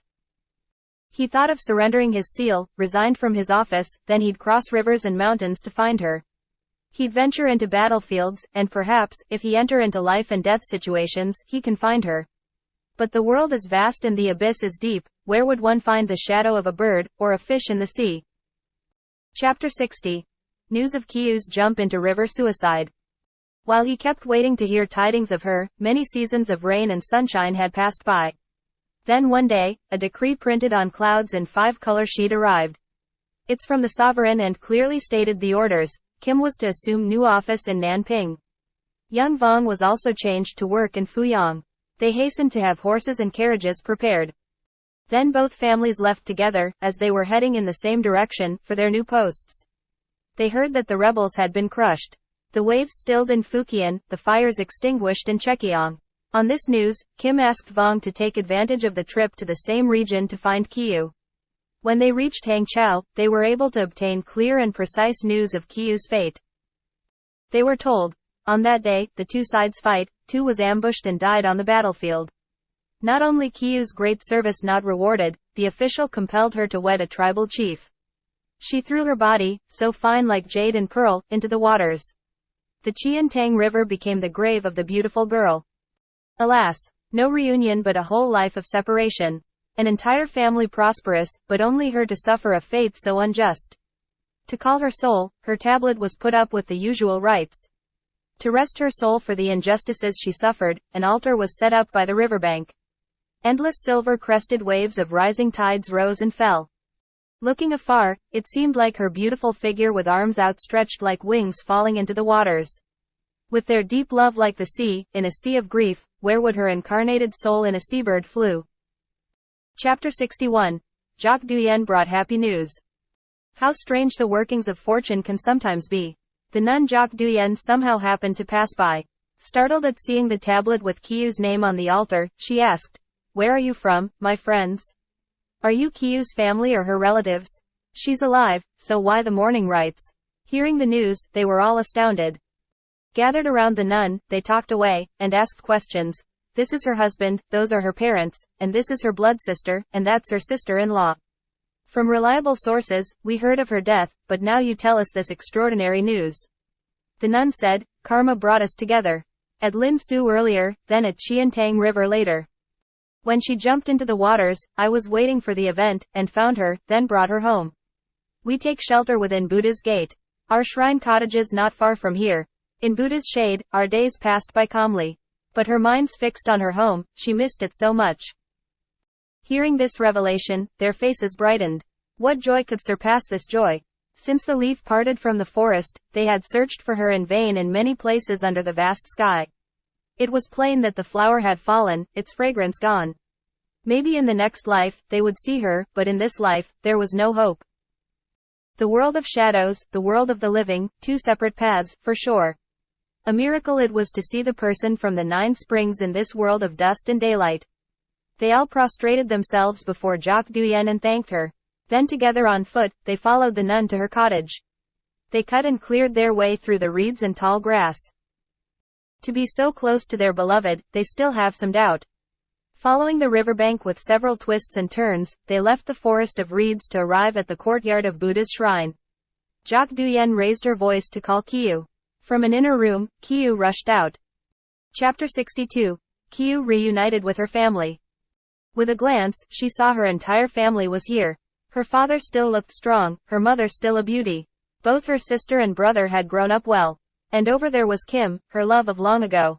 Could this moment be a reality? Clearly her eyes wide open, and yet it seemed like a dream. Her pearly tears wetted her dress. She felt unspeakable joy, and shame, and sorrow, a whole complex of feelings. She threw herself upon her mother's knees, and weeping, she told her mother all her misfortunes. Since my wandering in a distant land, the duckweed drifted under the storms for 15 years. I thought I was forever lost among the muddy river waters, and would not be able to see you again in this life. Her parents held her hands and gazed at her face, thinking, her face looked the same the day she left home. But after living a life with so many adversities, she had lost about 3 or 4/10 of her freshness. What scale can be used to measure their happiness? They talked and talked about their joys, their sorrows, and various other things. Her brother and sister also asked her this and that. Watching them, Kim's sorrow turned into joy. They all knelt down before Buddha's altar and gave thanks for Kieu's resurrection. They sent for carriages decked with flowers. Old Vong told Kieu to come home with them. Kieu said, "I'm just a fallen flower. Half of my life, I'd tasted shame and bitterness in all its flavors. I'd thought I'd live out the life of a drifting water fern, or a wandering cloud. How could I still hope to be among you again? That I can see you again in this return to life, already satisfied the longings in my heart since long ago. I'd found a home within Buddha's gate. To live with grass and tree is fitting for my age. For meals, I am used to salts and greens. For dress, I love the nun's drab garb's color. My heart's fire is quenched for the things in life. For what would I want to crowd myself in the world of pink dust? Leaving things half done is not good. I have been practicing Buddha's teachings and should continue. I owe the nun a sea-deep debt for saving my life. How can I have the heart to leave her?" Old Vong said, "That was then, this is now. Religious practices oftentimes have to yield to circumstances. If you want to pray to the deities or to Buddha, then filial duty, and love's debts, those duties who would discharge. We owe the nun who saved your life deep gratitude. We will build a Buddha shrine and invite her to live there. At this exhortation, she had to comply to his wish. She took leave of the nun and left with her parents. The whole family came to Kim's living quarters. A banquet was immediately prepared to celebrate family reunion. Chapter 63. The convincing of Kieu to wed Kim. After everyone had some drinks of mum wine and feeling mellow, Van stood up and said a few words. In this union that heaven had made, you two met, and a word bonded you to each other. When our family was facing the stormy waves of disaster, you took your love troth and put it on me. I had since then made your love pledge my duty. Besides, we are of the same flesh and blood. For the last 15 years, we'd been wishing and nursing hopes that one day we'd be living with you again. Now that the broken mirror is made whole, it seemed heaven have arranged to reunite your love. Love for you had always remained in Kim's soul and heart. There's the silver moon, and there's the old oaths. The plum fruit still remains fresh and delicious. Let us prepare a wedding for you, our dearest. When Van finished, Kieu immediately rejected the suggestion, an old story so long, long ago. Why talk about it now? Although there's an oath of olden days, I've been living a life beaten by the wind and rain. Talking about it would make me die of shame. Let those things follow the ebbing tide out to sea. Kim replied, what you just said is very strange. Even if that's your desire, what about your promise? A solemn love pledge had been made between us in the presence of the deep earth and the wide sky. Whatever changes may occur in the world and in our life, in life or death, we need to keep our faithful pledge. Had my heart ever done anything to let down your heart, that you want to break our love into two? Kieu replied, a married life in love's harmony, who would not love to have? I think that in the marriage between husband and wife, the flower bud should be offered unbattered by the wind, and the moon should reflect its full round image in the mirror. The word chastity is priceless, and virginity invaluable. Under the nuptial torch, I'd be ashamed of myself for your love. Since misfortune first befell me, many butterflies and bees I had been with, and this truth makes me feel very ugly. For so long battered by the stormy winds and the heavy rains, what flower would not wither, what moon would not wane? There's no beauty left in this body. I considered my life done and do not hope for anything. Just thinking of marriage, I'd feel ashamed to take this dirty self to join with an honorable scholar. I know that you are a faithful and loving man, but to see the nuptial torch would make me felt very ashamed.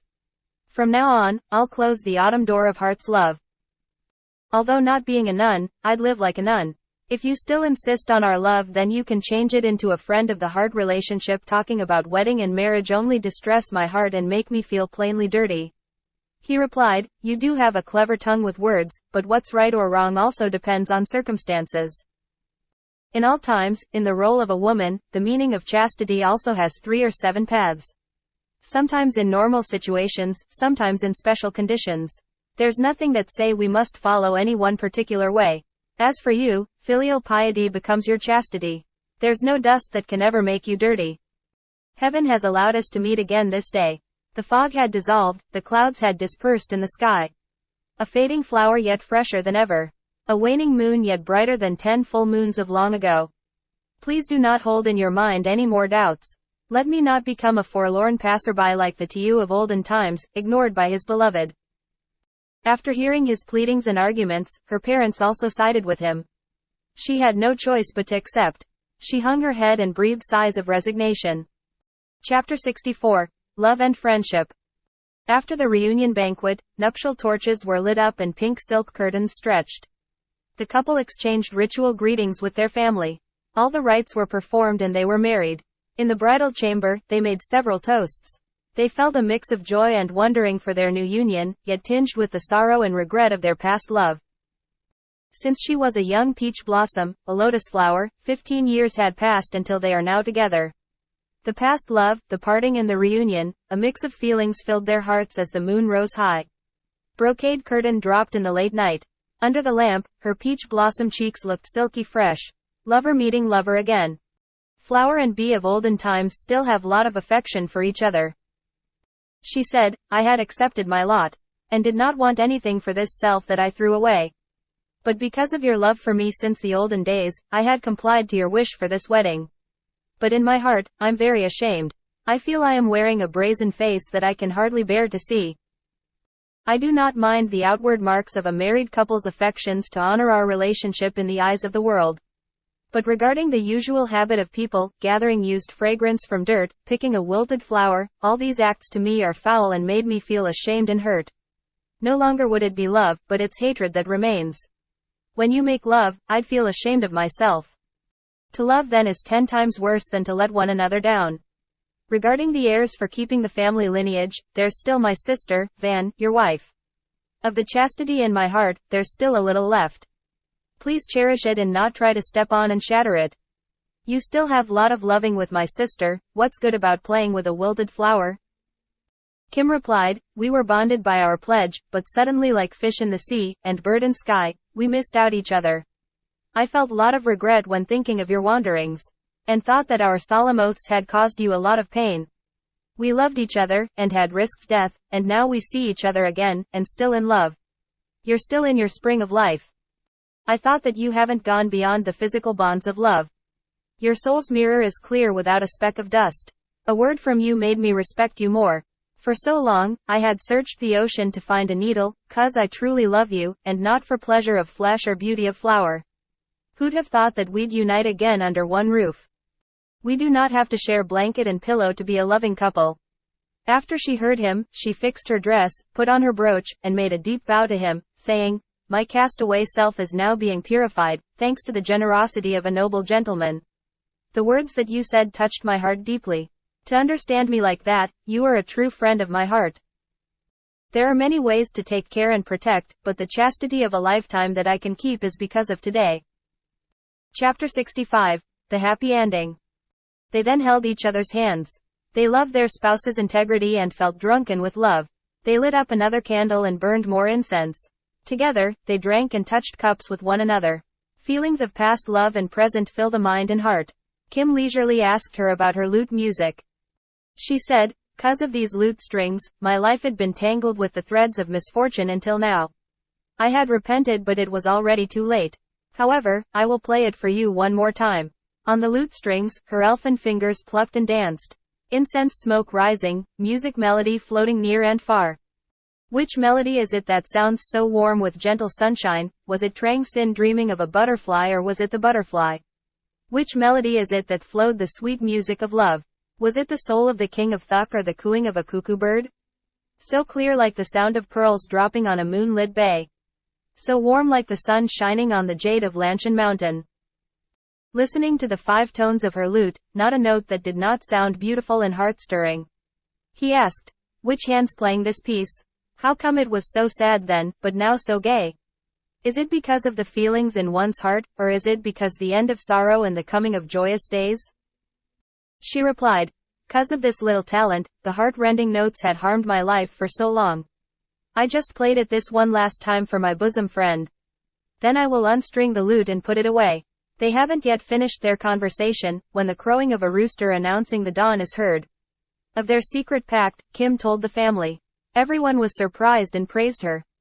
A woman of noble mind she is, not any flirting woman having peach in morning and plum at night.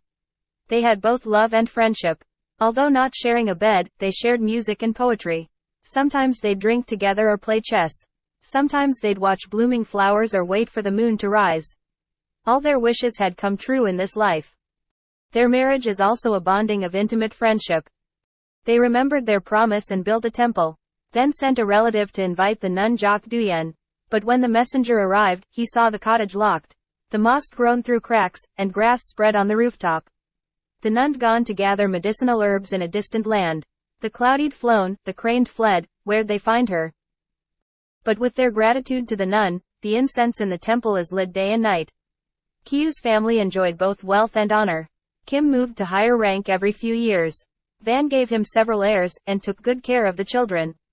They enjoyed wealth, honors that no family could compare. Their house of happiness and joy left its memory for thousands of generations. Chapter 66. Concluding words from author. Upon reflection, everything's by the will of heaven. Heaven has given us a human life with a body and a fate. If he doomed us to roll in the dirt, then we'd roll in the dirt. Only when he gives us nobility then we can live a noble life. Heaven does not show favoritism to anyone. No one blessed with both superior talents and wonderful destiny. Thus, don't be arrogant of your special talents. Remember the words, talent, and disaster, have the same rhyme. We all carry karma in our life. So, don't blame on heaven for your unhappy lot. The root of goodness comes from the heart. The true heart worth more than all the talents combined. Crude words, strung together, and long-winded. Hopefully, it will give you a few pleasant hours in the long night. The end.